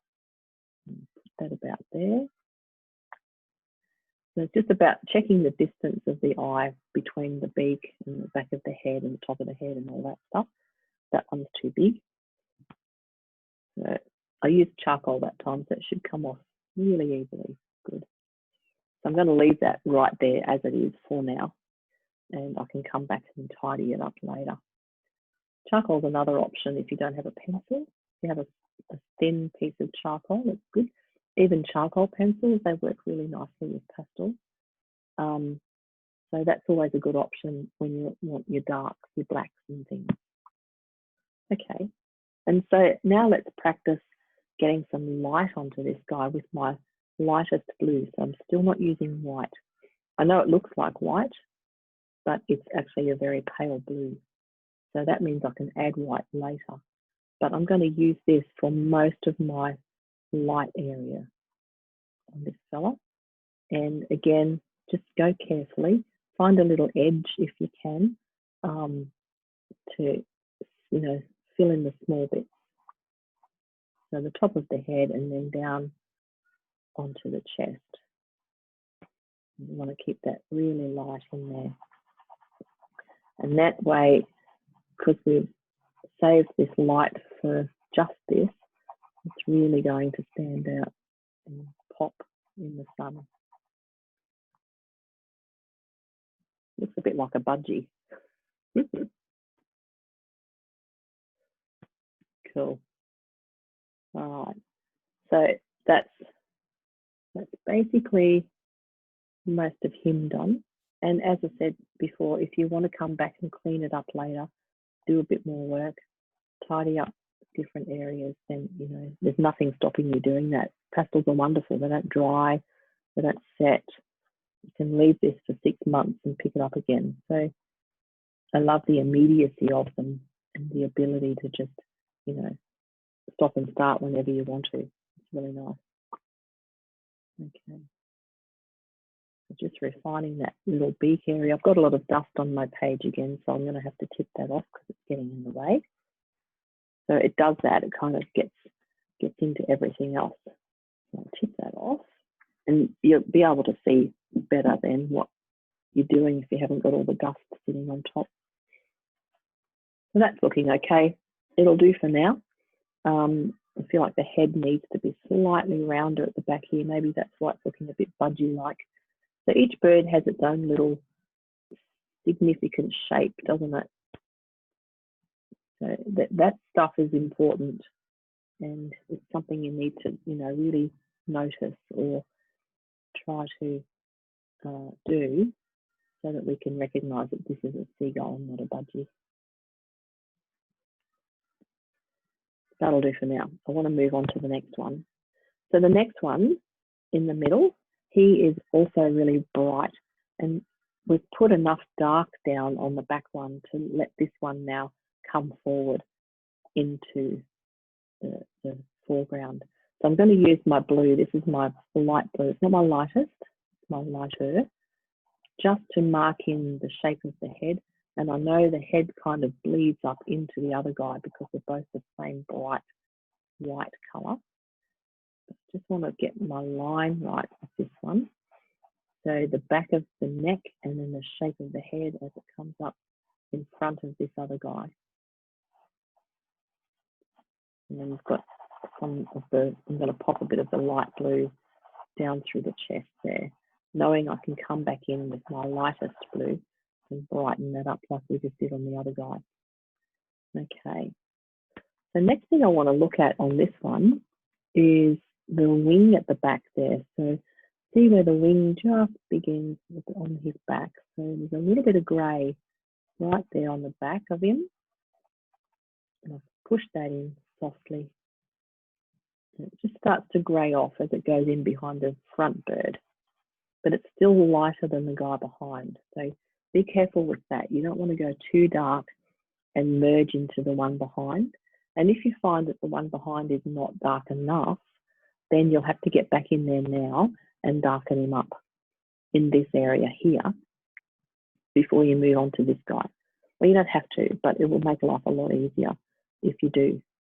So if you feel like you need to darken up behind it first, hop in and do that. So for instance, I could try a little bit of blue violet. It's very dark, I know. So I could just put a tiny smush of that there, gently blend that through. So that's going to give me enough dark in there. So when I come forward and do this next bird, my grey is still lighter than that. Yeah. like that. Great. And then I've got this other little bit of blue, which is my third lightest blue. So I'm just going to put that at the back of the neck, because you can see the back of the neck there is in shadow because it's not facing the sun. So a bit like our top guy, he's got shadow on his neck too. So we need to kind of do the same kind of thing with this one. Possibly not quite as dark though. Let's see. It's not quite as dark at the back of the head, but as it comes out above the eye there, we've got some shadow above the eye. So it's like a little stripe, isn't it? Because the top of the head's super bright. And then we've got shadow of the beak also dropping down onto the chest there. And I'm using my darkest blue now, and then just wiping a little bit of that up from underneath the bird towards the face, because what I want to do is start to create that lovely shadow or the turn of the body of him as he curls away from the sun. And I'm just pushing that through lightly now, knowing I can come back over and lighten that up with my other lights. Okay, so we're just blocking in, we're building up the background and getting a bit of dark in there. So that's starting to build up the shadows. Now I might just pop a bit of purple. Where the wing starts, I haven't put the wing in yet, but there's a little bit of shadow just there. So I'm using some purple to do that. And I might pop a bit of the purple up into just above the eye in that shadow area as well, just to have a little bit of consistency in my tone. And underneath where the legs come from, a little bit of purple under there too, just to get some a little bit darker shadow happening in there without going really black or grey. So always think about, you know, what other colour could I use in here instead of grey or black that's going to give me shadow. Purple is usually a really good option.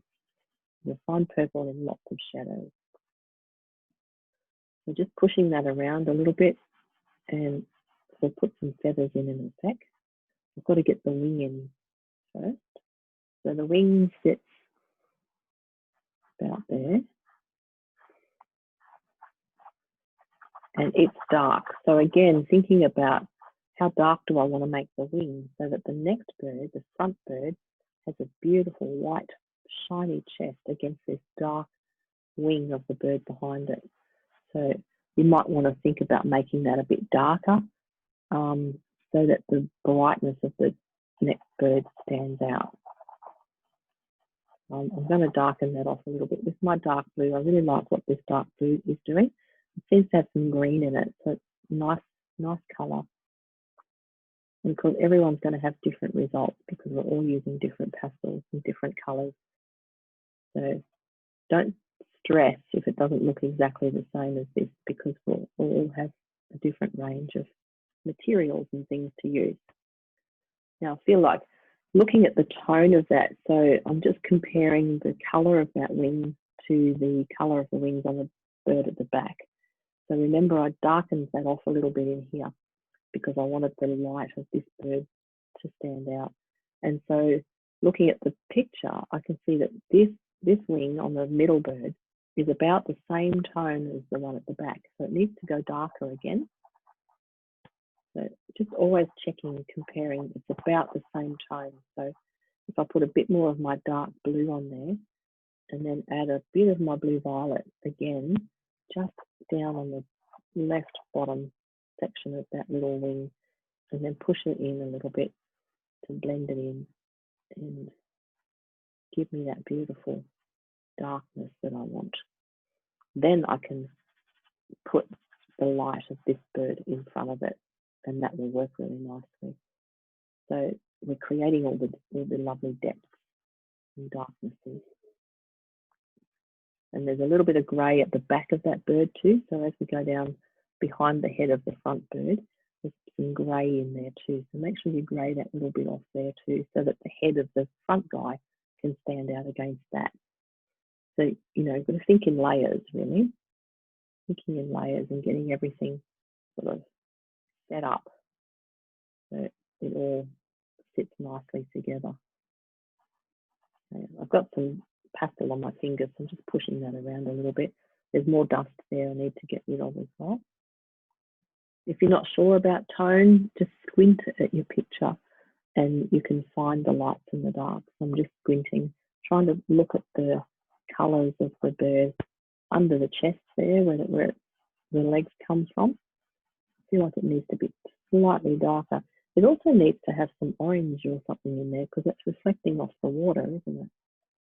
I'll pop a bit of that in there. That makes it interesting. If I push it around, it'll turn to mud. If I just dab it lightly and let it sit on the surface, then hopefully that won't get too muddy. Okay, so let's look at the head of this guy. So his head merges into the other guy behind. I'm going to tip some dust off before I do that. Okay, so tempting to blow it, isn't it? All right, so he's kind of headless at the moment, this fella. He's just got tones and nothing else much. So what I'm going to do is grab a pencil if you have one, or find the edge of a light coloured pastel. So this is a white pencil, but I'm only going to press very lightly. And I'm going to, so his head actually isn't any wider than the chest of the guy behind him. So it's not a very big head. Probably wider going back the other way. I'm just making the shape of that. So, and the top of it we can't see because it's the same colour as the back one. And then I've got the beak that comes down. So the head comes into a bit of a V shape. See that V shape? There's the lightness of the head. So we've got shadow above the eye, but on the top of the head there's a V of light. And it comes down into a V, and then the beak begins just above that.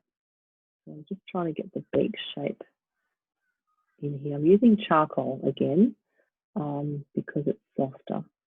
So where I had the beak earlier, I don't know if this is the right spot or not. Probably not. If I had it in there before, it's probably where it should be. So this is where, if you've lost your grid, you might want to think about putting it back in, or at least figuring out where the lines were on the grid. So I'm actually going to do that because I don't want to get this in the wrong spot. So you can mark the sides of your paper. If you've got a nice little border like this around the edge of your paper, you can put your little marks there, and that will help to find where your grid went. So I'm just going to do that because I want to make sure I get this beak in the right spot.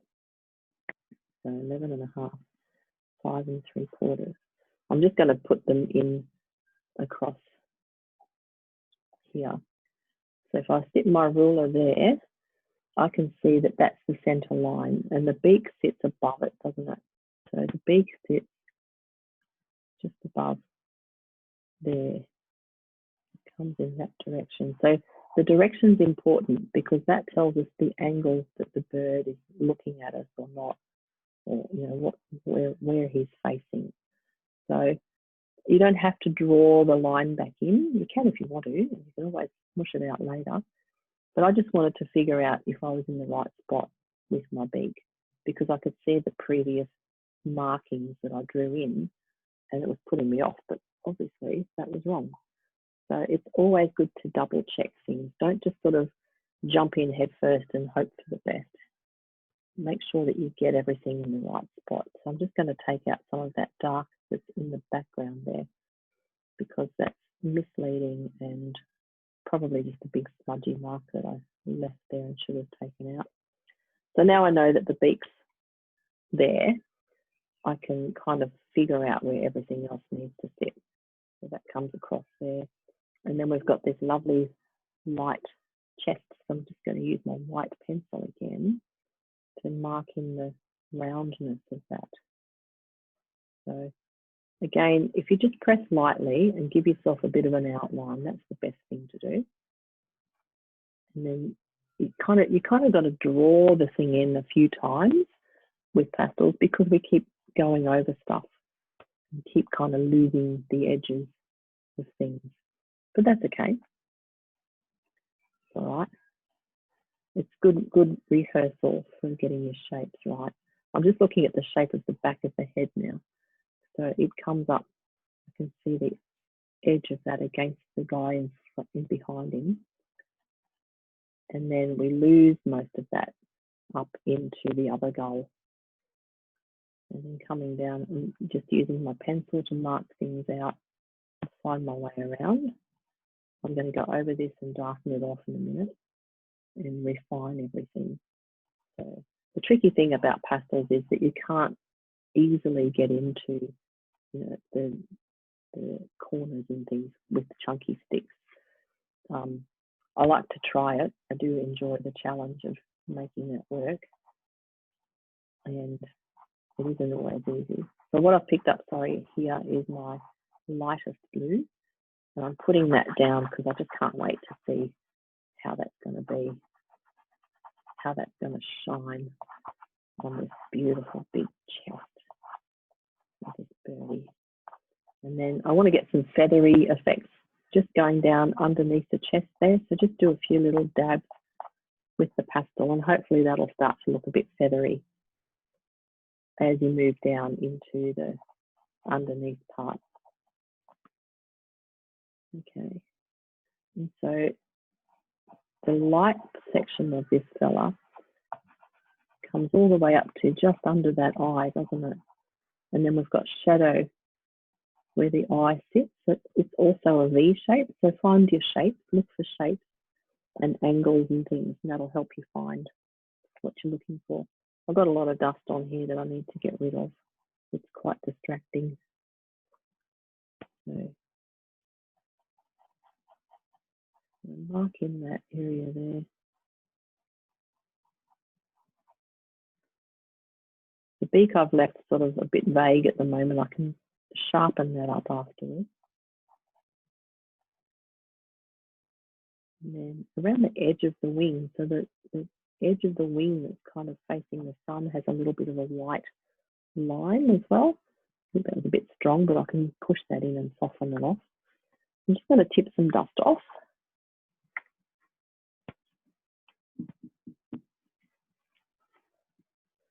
Little vacuum cleaner, wouldn't that be great? Have a little thing that sucks it all up. Okay, so that's starting to look like something now. So I'm just going to soften this shadow area around the eye off a little bit. Now, if you wanted to leave this looking fairly loose and abstract-ish, you could. You know, there's no reason you have to do heaps of detail. It all looks quite loose at the moment, and I don't mind that. I think it's quite nice because you can see all the texture, the pastel on the paper.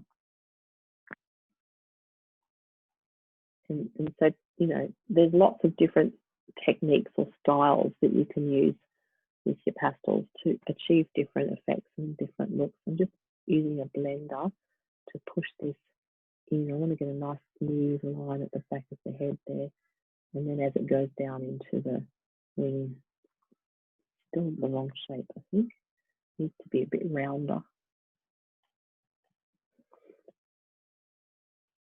A bit rounder and then across.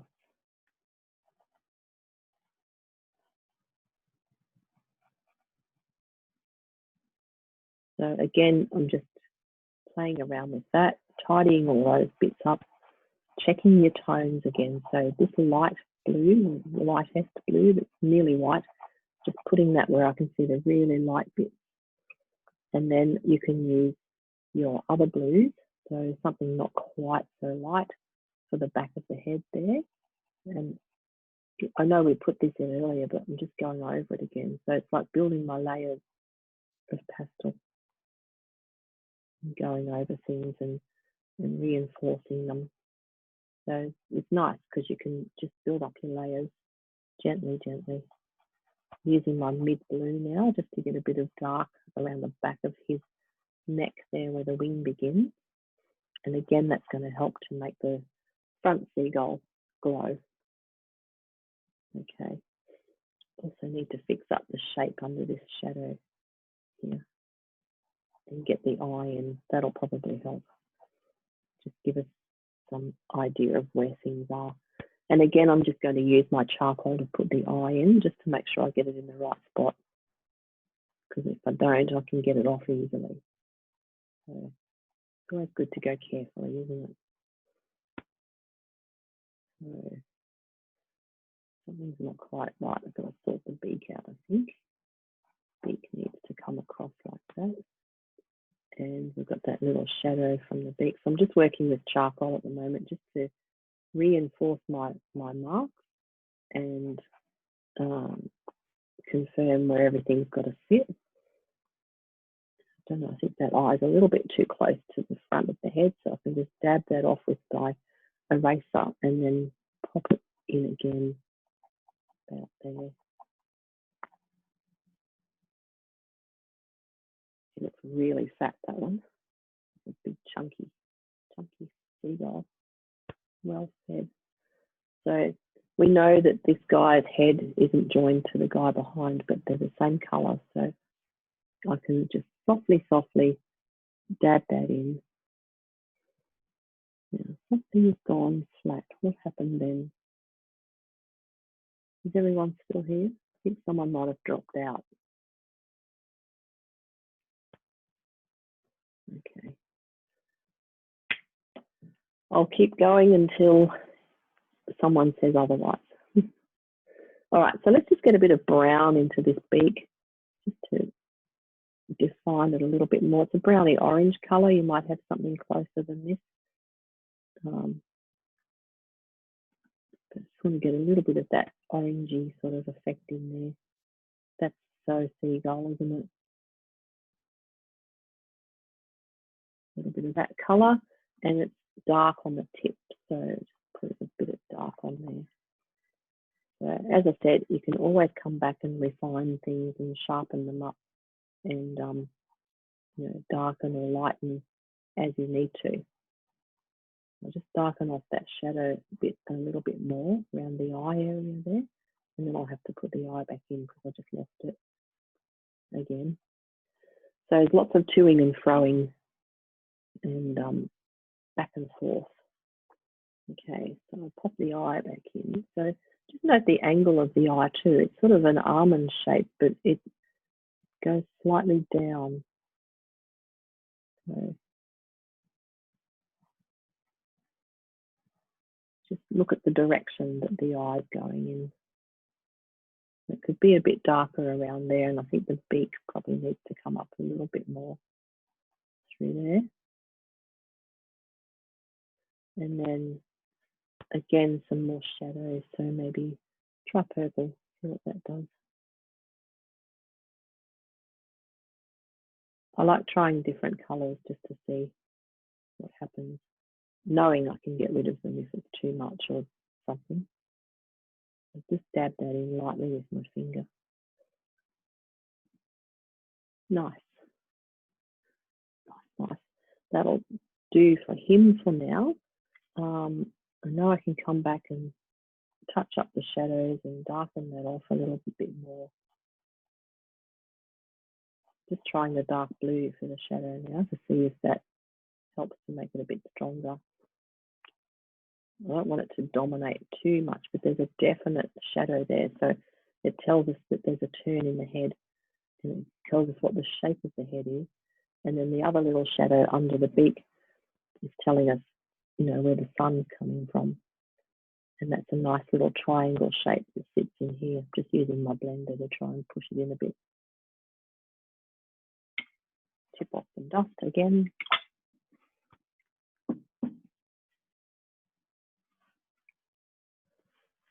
And I messed all that up a bit, so you can come back then and just tidy things up a little bit more. So I'm just using my lightest blue again.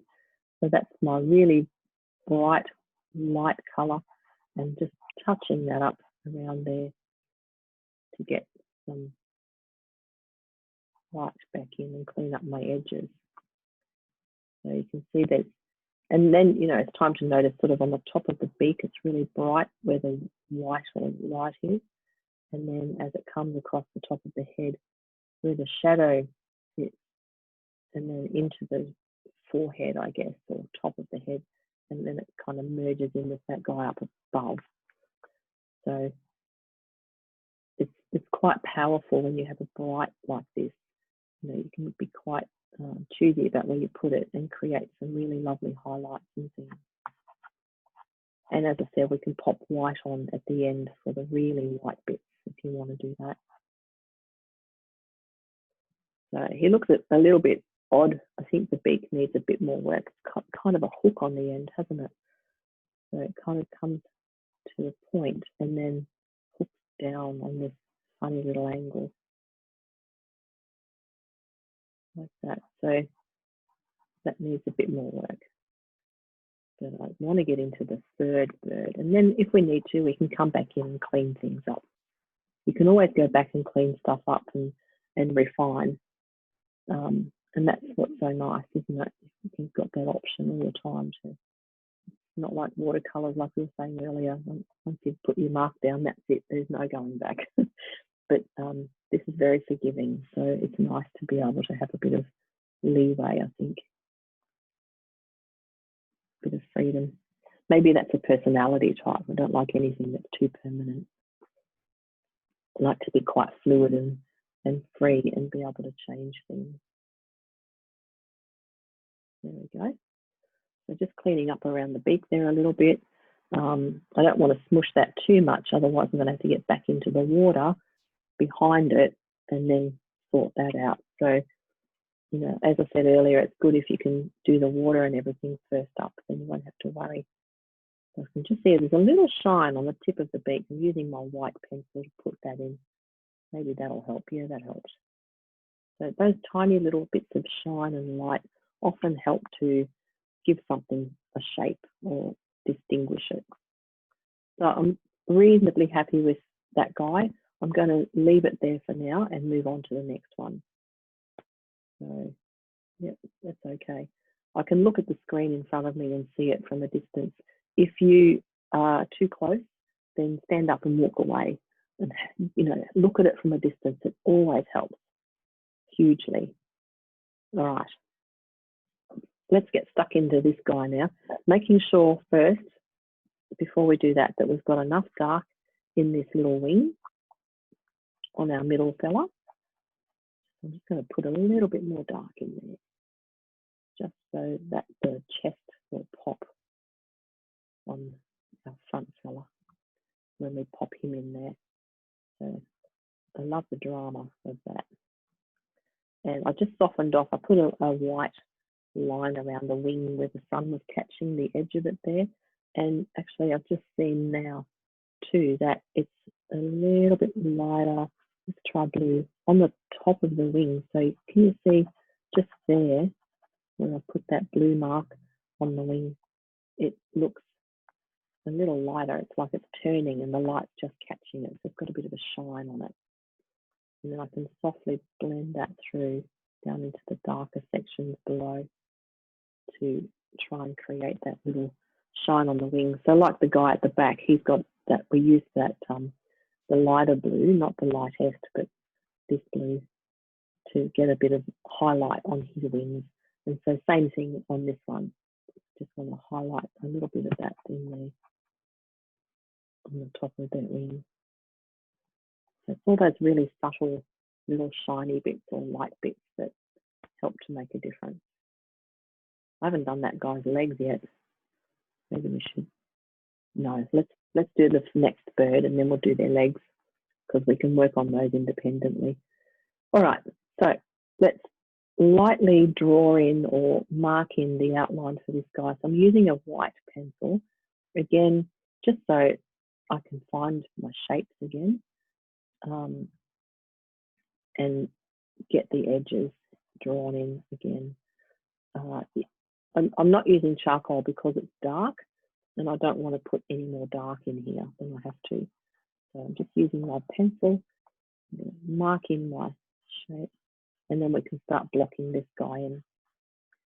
So he's in the foreground, so he's going to have most detail, or more detail than the other guy, because he's closest to us, so we can see him the best.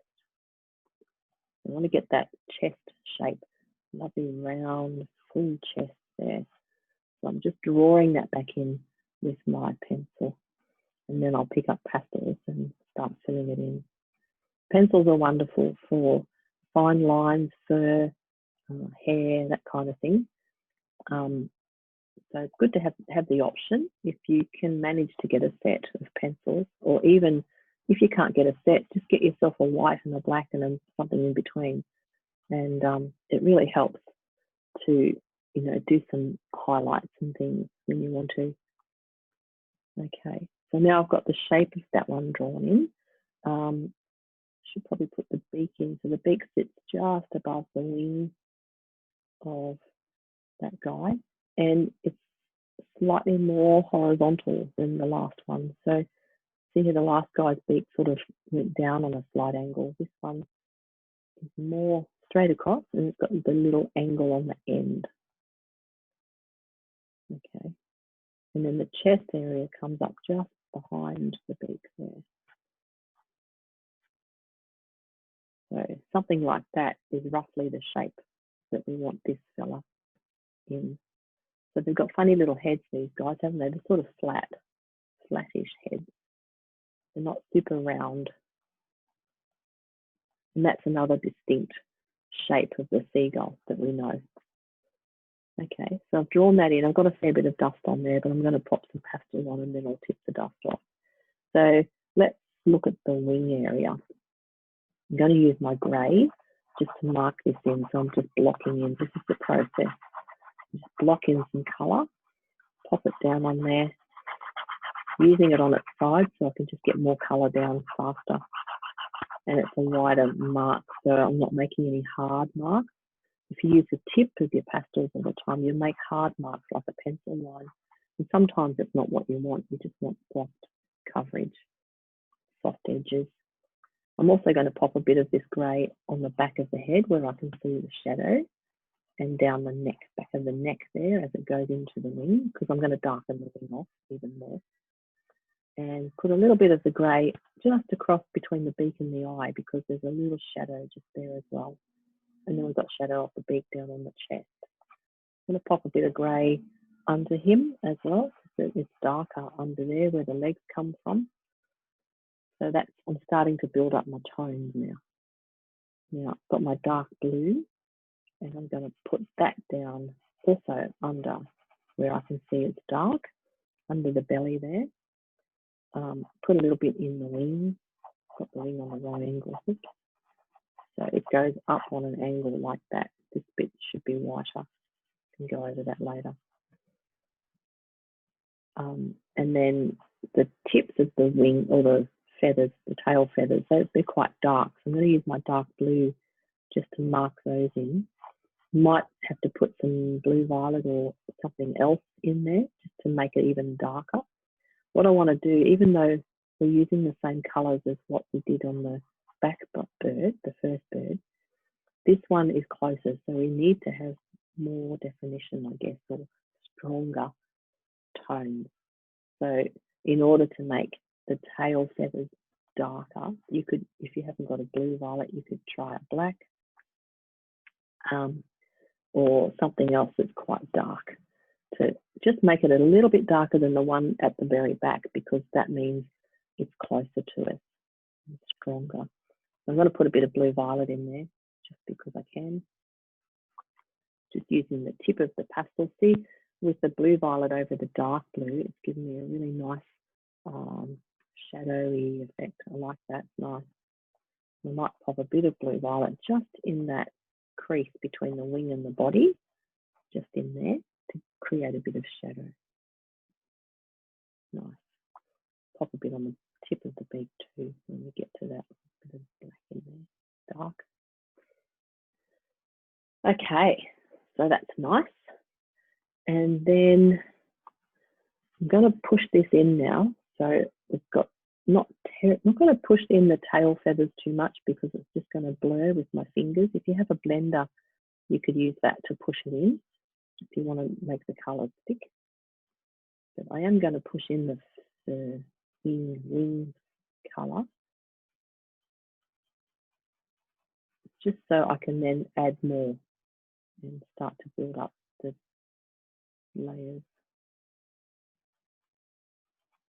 And then underneath as well, so down under here, we'll pop a bit of orange in there as well after, probably at the end, because when we, at this point in time, we're kind of blending in with fingers to get the colour to sort of stick to the paper and create a foundation to build on. And then as we work forward, we won't push it in so much, so we'll let those oranges and things sit on the top, they don't go muddy. Okay, so that's the wing colour. Noticing again the top of the wing behind the head has a bit of light on it, so we can lighten that up with some light blue after or now. Let's see. Not the lightest blue, but just this mid blue that we used on the wing light bits before. Now, as I said earlier, this guy's in the front, so we want him to sort of be a little bit more dramatic than the guy at the back, and slightly more dramatic than the guy in the middle.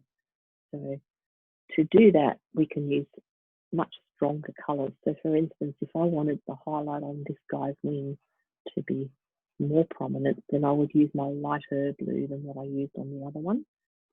And that will kind of give it a bit more shine and a bit more drama. And then I think I'm going to pop a bit of that on the end of the tail. So see where the tail feathers begin and the wing ends, there's a little bit of light, fluffy stuff there. I can just kind of put a bit of this light blue. It's not my lightest, it's the next lightest in through there, just to highlight the ends of those a little bit. It's nice. I can pop a bit of that down here in the body as well. So where the wing and the body meet, we had that nice dark shadowy effect down through there. So if I put this lighter blue there, see how that at the edge of that's just catching the light and then coming up through here. So we're just starting to find the lights and the darks in this one. And I think the wing needs a little bit more attention. So what I'm going to do is just get my dark blue. And if you look at the colour in the wing, you can see it kind of folds down. So where we've got that little bit of light catching the top of it, and then it has a little shadow-ish area where it must fold down, and then it kind of expands out again. So just through there, this area here, it's just a slight shadow. So I've used my dark blue and I'm just going to gently push that in to soften that off and blur the lines a little bit. And what I'm doing is pulling it in the direction that I can see it kind of going. So it's sort of up and downish and down in that little angle. So check the angles of everything and pull the colour in that direction. So if you were using a paintbrush, you'd just pull the brush in that direction. So do the same thing with your finger. Because your finger is your paintbrush, isn't it? It's a lovely thing. We don't need all that stuff. We don't need to wash anything or soak anything or do anything. We can just do this. And it's nice and easy. I'm just looking at the tail feathers and the darkness underneath that wing area there. I'm darkening that off a little bit more. Like I said, I want this guy to be a bit more dramatic because he's in front. So getting a bit of tone and shadow in there. So we want to try and create the feeling that this is a solid thing, and also the feeling of the feathers. You know, they're probably quite soft to touch. So we want to try and create that impression or the texture. So I've used some darks and mid blues in there to do that. And remember, you can always come back over and add a bit more of something. So just because you used pale blue before doesn't mean you can't put it on again. So you've got lots of scope for layering this way. Okay, so I've got a lot of dust on there now. And I'm just going to kind of push some of that in, but I'll have to tip it off, I think. There's too much, it's all in the way. Just looking at the back of the head there and the colour of that too. So it's also a lighter colour, but it's not bright bright white or anything. So I'm just using my mid blue again. It's that sky kind of blue that I used on the wing shadow, light bit, you know what I mean? Light bit to get the back of the head there. And there's a little bit of that colour just in front of the wing too, where the body and the wing meet. Just in there, and put a bit of that there too. So really noticing those changes in tone and colour. Moving your pastel around in the direction of the fins, of the feathers. And don't forget the shadow on the face. So it's a very slight shadow where the eye sits. And we can enhance that when we put the bright or the light on the head and the chest. So he's starting to come together quite good, quite well. Obviously the chest has to be brightened up and lightened. So I'm going to do that next. Again, I've picked up my lightest blue, which is filthy now. But as I said, it looks like white, but it's light blue, really light blue. I'm going to run that down the chest area. And as you come down towards the darker section, just lift it off.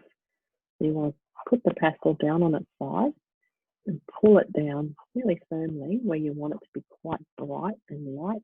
And then as you need it to go darker or merge into what's already there, just lift it off so that you get this gradual kind of colour happening.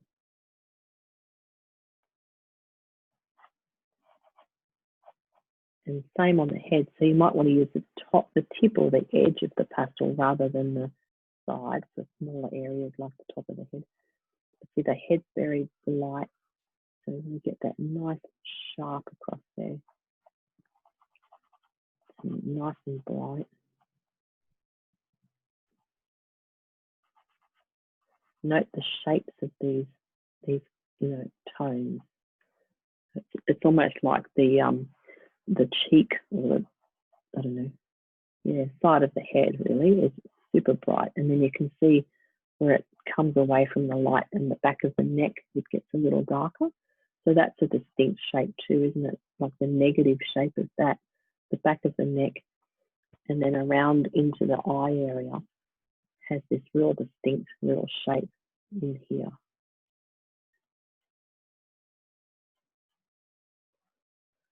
So again, that tells us where the sun is and what it's catching. Yeah, good.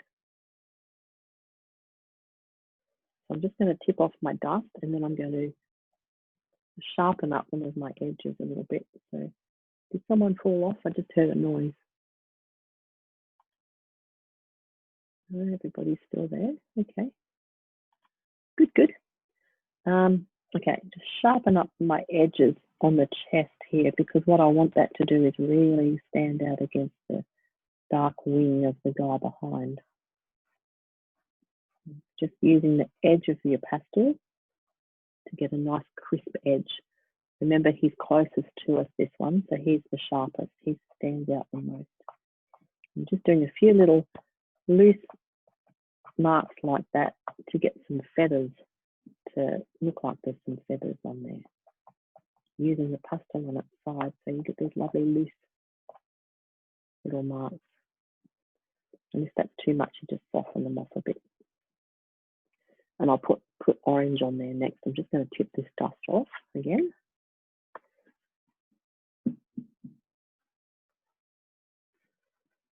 Okay. Lovely. And let's do the eye and the beak. This is the tricky bit, isn't it? I always get nervous on the small bits. So I'm going to draw the beak in just loosely with my black pencil. I'm just picking up whatever's closest to me. So if you have charcoal nearby and that's easiest, then grab that one. If pencil's easier, then get that one. If you don't have either and you have to use a pastel, then just try to find one that's got a nice sharp edge on it, or a point. So there's lots of different brands and they all come in different shapes and sizes. harder pastels are often good for this kind of work. So your Faber-Castell are a really hard stick, and they have nice sharp edges on them too. So you can get some really nice fine work with those guys. Just gently drawing the eye in. I don't want to overdo it. Just want to make sure it's in the right spot. And don't make it too big. So always start small. Just go gently, gently, and keep checking. Step back if you have to. It's always good to step away from your painting. You get a much better perspective with distance. You can get so engrossed when you're up close that you can't see the forest for the trees sometimes. So that's the little eye. Pop that in there like that. So this eye sits horizontal almost like the beak, doesn't it? Whereas the other guy, the second one we did, he's all kind of slants down. And the back guy, his eye is more of a round dot because it's further away and he's on a different angle. Okay, so how's that looking? Tip the dust off again. Definitely going to find a little vacuum thingy. So much easier.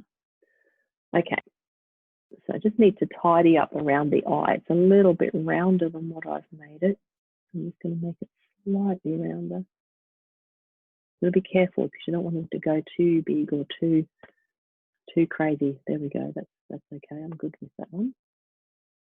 All right, and then I'm going to put a bit of the brown and the yellow into the beak.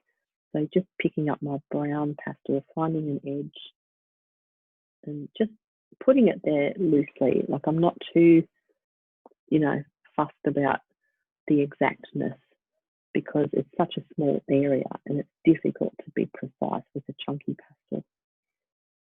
I'm just going to put a bit of colour on there. And this is, kind of impressionism, isn't it? We just want to give an idea of something sometimes. You don't have to be too precise. I'm just going to pop the shadow at the beak just under there because it's not quite as big as the other guy's shadow because he's on a different angle, but there's still a little shadow there just under the chin or the beak area. And it's just a small spot, so you might need a blender just to soften that off and push it in a little bit. Might have pushed it in too much now.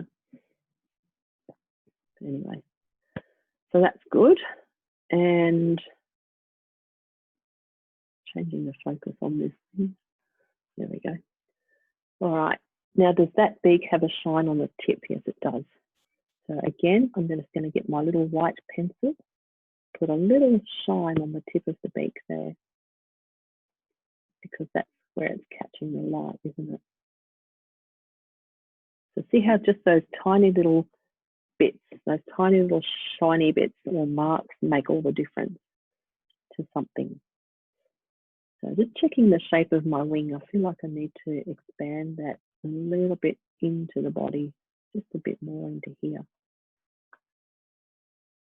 So if the shape isn't quite right, there we go, better. And then I can just dab that softly. So sometimes when colour's sitting on the surface like this, you don't want to blend it too much because you just turn it into mud, which is a good thing sometimes, but other times it's not. So you can just dab it and kind of push it into the paper. Lovely. Now I can see there's a little, I need a bit more dark just where the wing, at the bottom of the wing. Charcoal didn't work, so I'll try a bit of blue violet actually, so that will tie in nicely with the feather, the tail feathers. So just the edge of my blue violet, it's a very strong colour, so you don't want too much, just a tiny bit. And obviously there's dust everywhere, so I'll have to get rid of that. And then by putting it right, putting a line along the edge of the wing there, and then I just got my finger and I dabbed it down and pulled it up. Dab, pull, dab, pull, dab, pull. So that starts to form a shadow. So you can see it's kind of dark on the edge and then it kind of folds up and gets lighter towards the top. So it's just a little technique with the pad of your finger and it'll come with practice. kind of put it on the line and then pull it in the direction that you want the shadow to fade off into. And that sort of gives it a nice edge. All right, now does he need any more shadow around the eye? Does anything need to be darkened off on the face? Let me double check all of that. Tip off that dust because it's distracting. No, didn't come off. Sometimes your dust doesn't want to come off, so just dab it with your eraser. Hopefully it'll pick it up. There we go.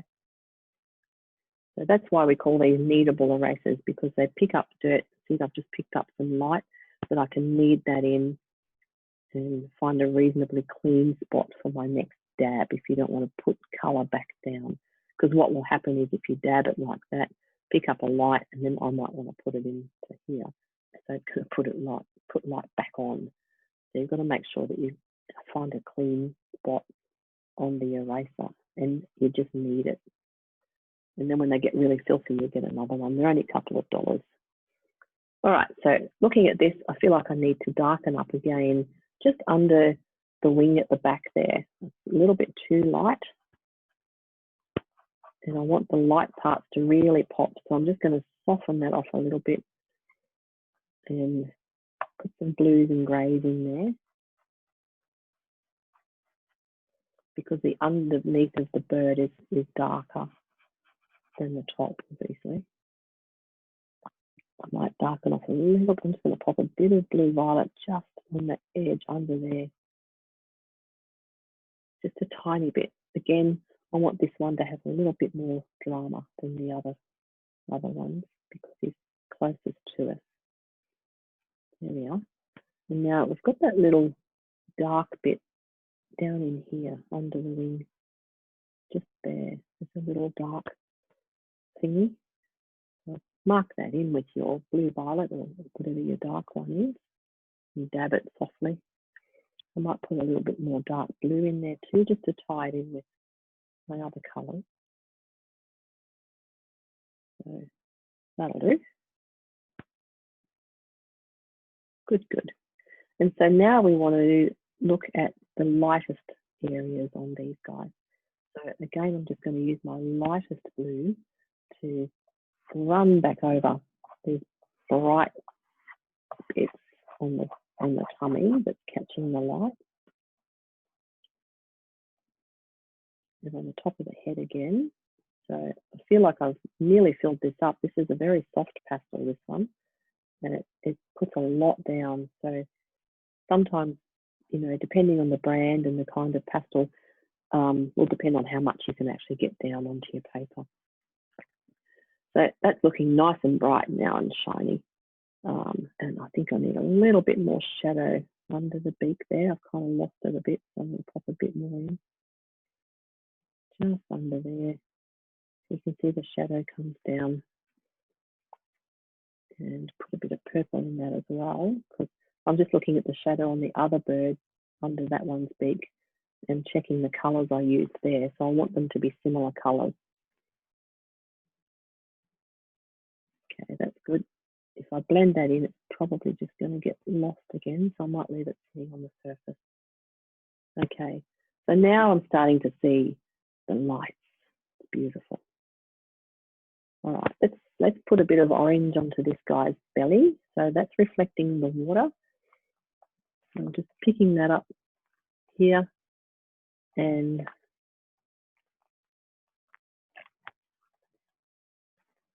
putting that down through there. Now it's a bit strong, so just to soften that off, I can dab that in gently. And it just gives me that subtle reflection of the water, which is nice on his little belly. Okay, now I'm just going to look at this water first. Before I put the legs in there, I just want to make sure that this isn't too strong. I feel like some of that dark's a bit too dark. So I'm just going to push it in. I know I wasn't going to do that in the water. Naughty. Naughty, naughty. But there's also quite a lot of light. Remember we popped the reflection of the bird in here. I've just picked up my very light blue again, my palest blue. And what I want to do is just get a bit more light into the water through here. You can see some little ripples around just underneath the birds there. So just grab your pale blue, your lightest one, not your white, and just pull that across and try to mimic the shapes that you can see in the water there. So there's lots of light. Now, obviously, some of that's reflection of the birds, some of it's reflection of the sky, whatever else is going on. Probably about all that's going on. But what I want to do is just get a little bit more light in there so that it looks like there's a lot of movement happening. We've also got shadow of the birds too, so that was what we put in earlier. And we want to keep some of that darkness there for the shadows.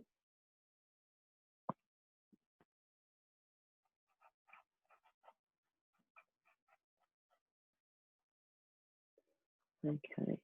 Now I know my wave isn't in quite the right place, but I don't think it matters too much. I think we can get away with it. So if you've got yours in the right spot, then congratulations. Oh, that's awesome. Okay. So I'm just looking at this little wave and fixing that up a bit. Anyway, let's get into the legs because we're running out of time. Okay. We can come back and sort that later if you want to do more work on it. Rightio. So the legs, what colour are those? They're sort of, you know, orange. They're about the same colour as the beak, really, aren't they? So what I'm going to do is draw them in lightly with charcoal first. Now, that's so I can make sure I get them in the right spot. So let's do that. Now, both these legs, they kind of enter the water at almost the same level. So I'm going to go down. This one enters about there. How far up there? And how far apart are these legs? So that leg sits out from, so just measuring where they begin and end, how far out from, you know, the next bird, or just find a way to kind of measure where they start from. I think I've gone too far over on that guy. Yep, did. So if you've done what I've just done and put it in the wrong place, this left one is too far left. I need to take it out. So I'm actually going to use my eraser to do that. And I'm going to move it in the direction of the water. So see how that easily removes the charcoal. It's really good. And I can just might swish some of the water around in other spots so that it kind of looks like that's how it should be. Actually, the eraser's nice, isn't it? It's actually doing some lovely things in the water. Ooh, there we go. It's discovered a new thing. Okay, I can come back to that later though. But yes, I do like that. Okay, so I got my leg in the wrong spot, so I'm going to try and get it in the right spot this time. So just looking at the distance between the two legs and how far apart are they, and that should come to about there. I know they're not straight. I'm just drawing a very loose line at the moment. That's better. Okay, and then this fella, so the one in the front, his legs start where? Below, so not below the eye. I'm lining it up with the, let's have a look in the picture. I can use a ruler. So the leg begins about there, about there-ish. So what I was doing was lining it up with the eye and seeing how far behind the eye that leg began. And so it's about there. So there's always something you can measure against and line things up and figure out the distance. And so his legs come down into the water. Oh no, they are below the other guy, I think. Yep, down into there. So he's about right, I think. Maybe that one needs to be in slightly closer. Should be right there. So we've basically, now we've got our legs drawn in. That's a relief, isn't it? That's the hardest part really, is just figuring out where things are. And it all comes back to drawing, doesn't it? So your drawing is so important. It's all about making sure everything's in the right spot. Once it's there, then you can bang some colour on and fiddle around with light and dark and stuff. to your heart's content. But if it's not in the right place, or it's, you know, on the wrong angle or something like that, it's going to be really obvious. So it's so important to get your drawing right. So now I've marked that in with my charcoal, I can come back over it with this brown one, and very carefully, if you have pencils, that's even better, just marking in the colour. And notice that these are on angles, so they've got like knees or something, those little wide bits there that look like a knee. And as I said, you don't need to be too precise. You know, if you're a precision person, pastels are probably not the best choice because they are such a loose medium, and everything is quite bumpy or lumpy. I had a girl come into the shop the other day where I work, and she had been in previously and bought pastels. She was so excited, but she was trying to do really fine work, and she was struggling to get hair and all that stuff, you know. And I said, well, you know, it depends on the paper, it depends on the pastels, and she ended up buying pencils because pencils are way better for getting detail like that. And even then, it's an issue of sharpening them and all that stuff, as most of us know.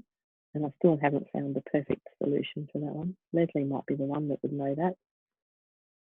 But it's tricky. I've just put a bit of the yellow light onto those little legs because the left side of each leg is catching the light, isn't it? It's also got quite a bit of yellow in there. And the underneath part of the leg, so where they stem out from the body, is darker because there's shadow there, right? So the body's casting shadow on those legs. So how are we going to do that? Let's pop a bit of, what am I looking for? Dark blue. Let's go for that lovely dark blue and just pop it on the top of the legs where they emerge out of the body.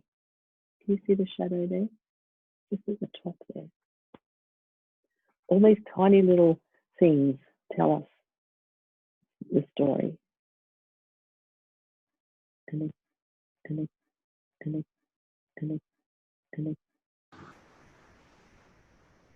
Okay, I think my ear pods have gone flat or something, so hopefully you can still hear me through the computer. So yeah, a bit of shadow at the top of the legs and then down on the right-hand side, so they're darker on the right, just a tiny little bit. So you just want to mark in, and if, as I said, if you have pencils, that's going to be a lot easier. I'm using a pastel, but I found a pointy bit, so hopefully that'll do the trick. And so I think that's looking all right, not too shabby at all. Now, the other thing we've got to do is put reflection of these legs into the water, and it's a broken reflection, isn't it? So I'm just using my brown and doing a few little squiggly lines in the water. So you want to have not a strong, full, continuous line, but just little marks so that you let some of the water show through there, because the ripples in the water break up the shadows and so forth. I think I'd like to work more on my water, but I might have to save that for later because we're nearly out of time. So we'll spend the next couple of minutes just cleaning everything up and fiddling around. I'm just going to dabble around in the water a little bit and try and get some more depth and colour in there, and maybe putting a bit more shadow. I'm using the dark blue now. A bit more shadow in the water here where the birds are.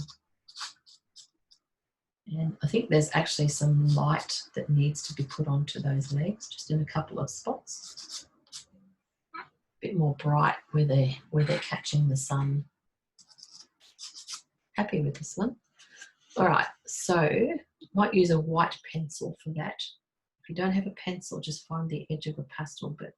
And I'm not pressing hard, so I don't want this to be really bright, but it definitely is a little light section, isn't it, on those legs, catching the edges nicely, like that. Must be morning. These guys are always out in the mornings, aren't they? Looking for food and stuff. Lovely. And then the fun part is adding the white. So remember, we're saving the white for last. So I'm going to tip off the dust now and then pick up the white, and we'll add a bit of white to the really light bits. There we go. Isn't it amazing? You start off with a blank bit of paper and 2 hours later you've got a picture. Incredible. Okay, what am I doing? White. All right, so here's my white. This is my coveted white. I haven't been able to touch that yet. So I just want to show you the difference. Remember, we've been working with the pale blue, and I said to you it's not white. It's a bit dirty. Hang on, see if I can clean that up. See how, I don't know if you can see it, it's very, very slightly different. So the white is the squarish one and the pale blue is the longer one. And so there's not much difference, but this is definitely whiter. So now we can put a bit of that on all the really, really bright bits, and hopefully it'll stick if it's soft enough. So here we go. It's just on this chest area here on the birds. It's where the light's catching, isn't it? Can you see how that now shines? Like it was shining before, but the white on there just really makes it pop and gives it that extra bit of light. It's beautiful. Yeah. Okay, and so what I'm going to do is I'm not going to put too much white on that back bird because it's in the back and he's off in the distance and a little bit further away. And I want to really emphasize these two in the front, more so the very front one, but this guy in the middle as well. So just find, even if you have to squint or look at the black and white version of your reference photo and find the whitest or lightest parts and just put some white on there, and that will really make them pop. And if you feel like you've put white in the wrong spot, you can just dab it in, push it in, and it'll kind of disappear a little bit. So I think I've got enough on him. I might pop a little bit down just on the tip of on the top of the beak where the beak and the face meet, because there's definitely a nice shine there. If you wanted to, actually, let's try that. Let's see if we can get the white on this fella's head to stand out a bit more.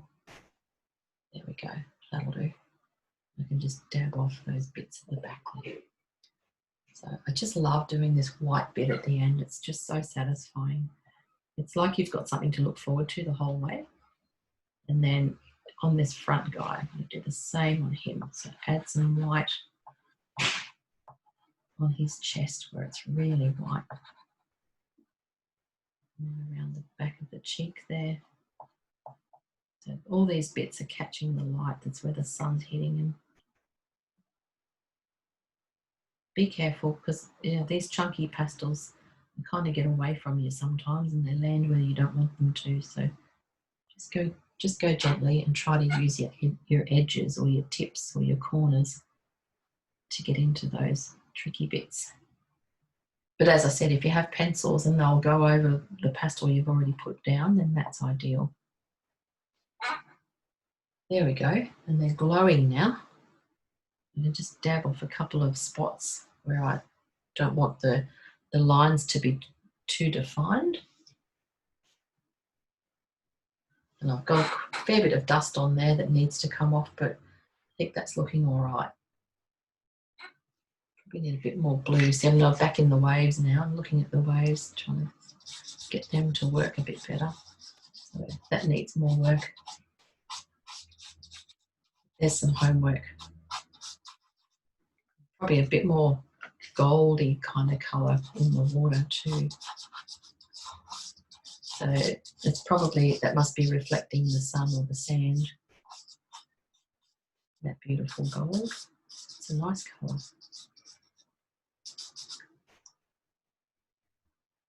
Cool.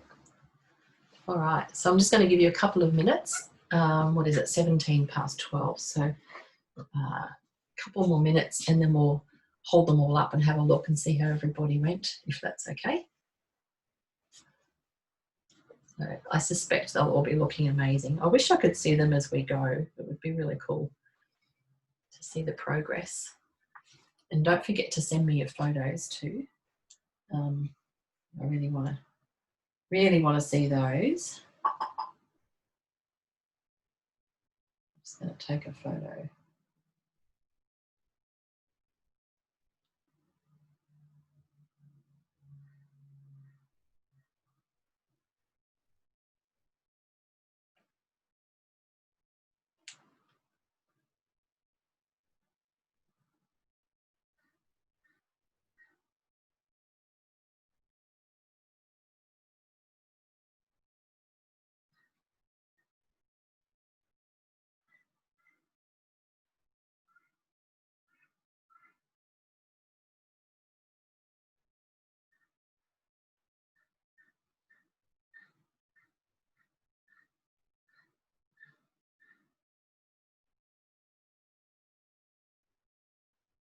All right.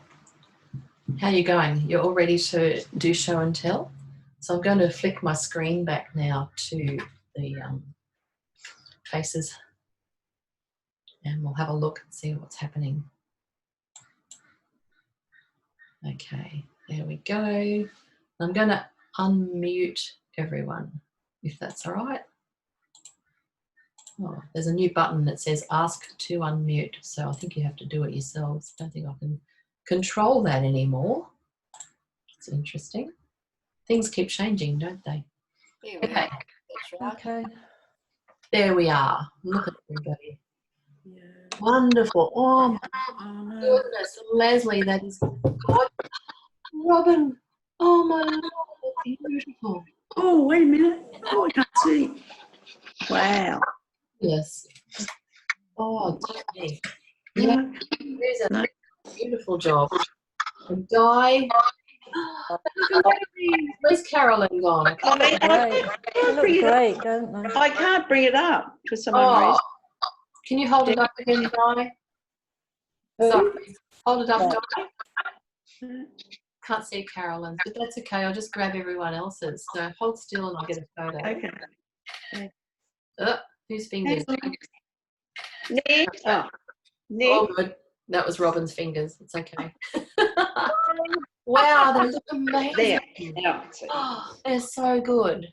There. Oh my goodness. Oh, there you are, Carolyn. I've got you now. Oh, hang on. Let's all hold up again. Sorry. Ready, set. Right. Gorgeous. Oh my goodness. They are so good. They are Thank amazing. you. Well done. Good. Did you enjoy that? Yes. Yeah, it was Yeah. good. Yeah. Did. Yeah. Had a great time? We Yeah, did. that's I lovely. did. Jeannie, Yeah. I want to just ask, can we possibly at some time do a desert scene or even an underwater? I know it might be challenging. Yes. Or a turtle or I'm always looking for turtles, and gosh, Yeah. it's hard to find a decent turtle. Really? Yeah. Hmm. Really hard to get a good Okay. photo from somewhere. All right. Well, yeah, we can all maybe have a look and see. Absolutely. If anyone finds photos that we're able to paint, you know, wherever you find them, yeah, send them through to me, because I'm always looking for things to paint. And if there's something that you particularly want to do, then, you know, just send it through and we could probably do it. Okay. Yeah. So desert scene as in what, Australian scene? Just not particularly, just any nice desert scene with sort of cactuses, maybe mountains and cactuses and Okay. red sand and kind of thing. Okay. An old shed.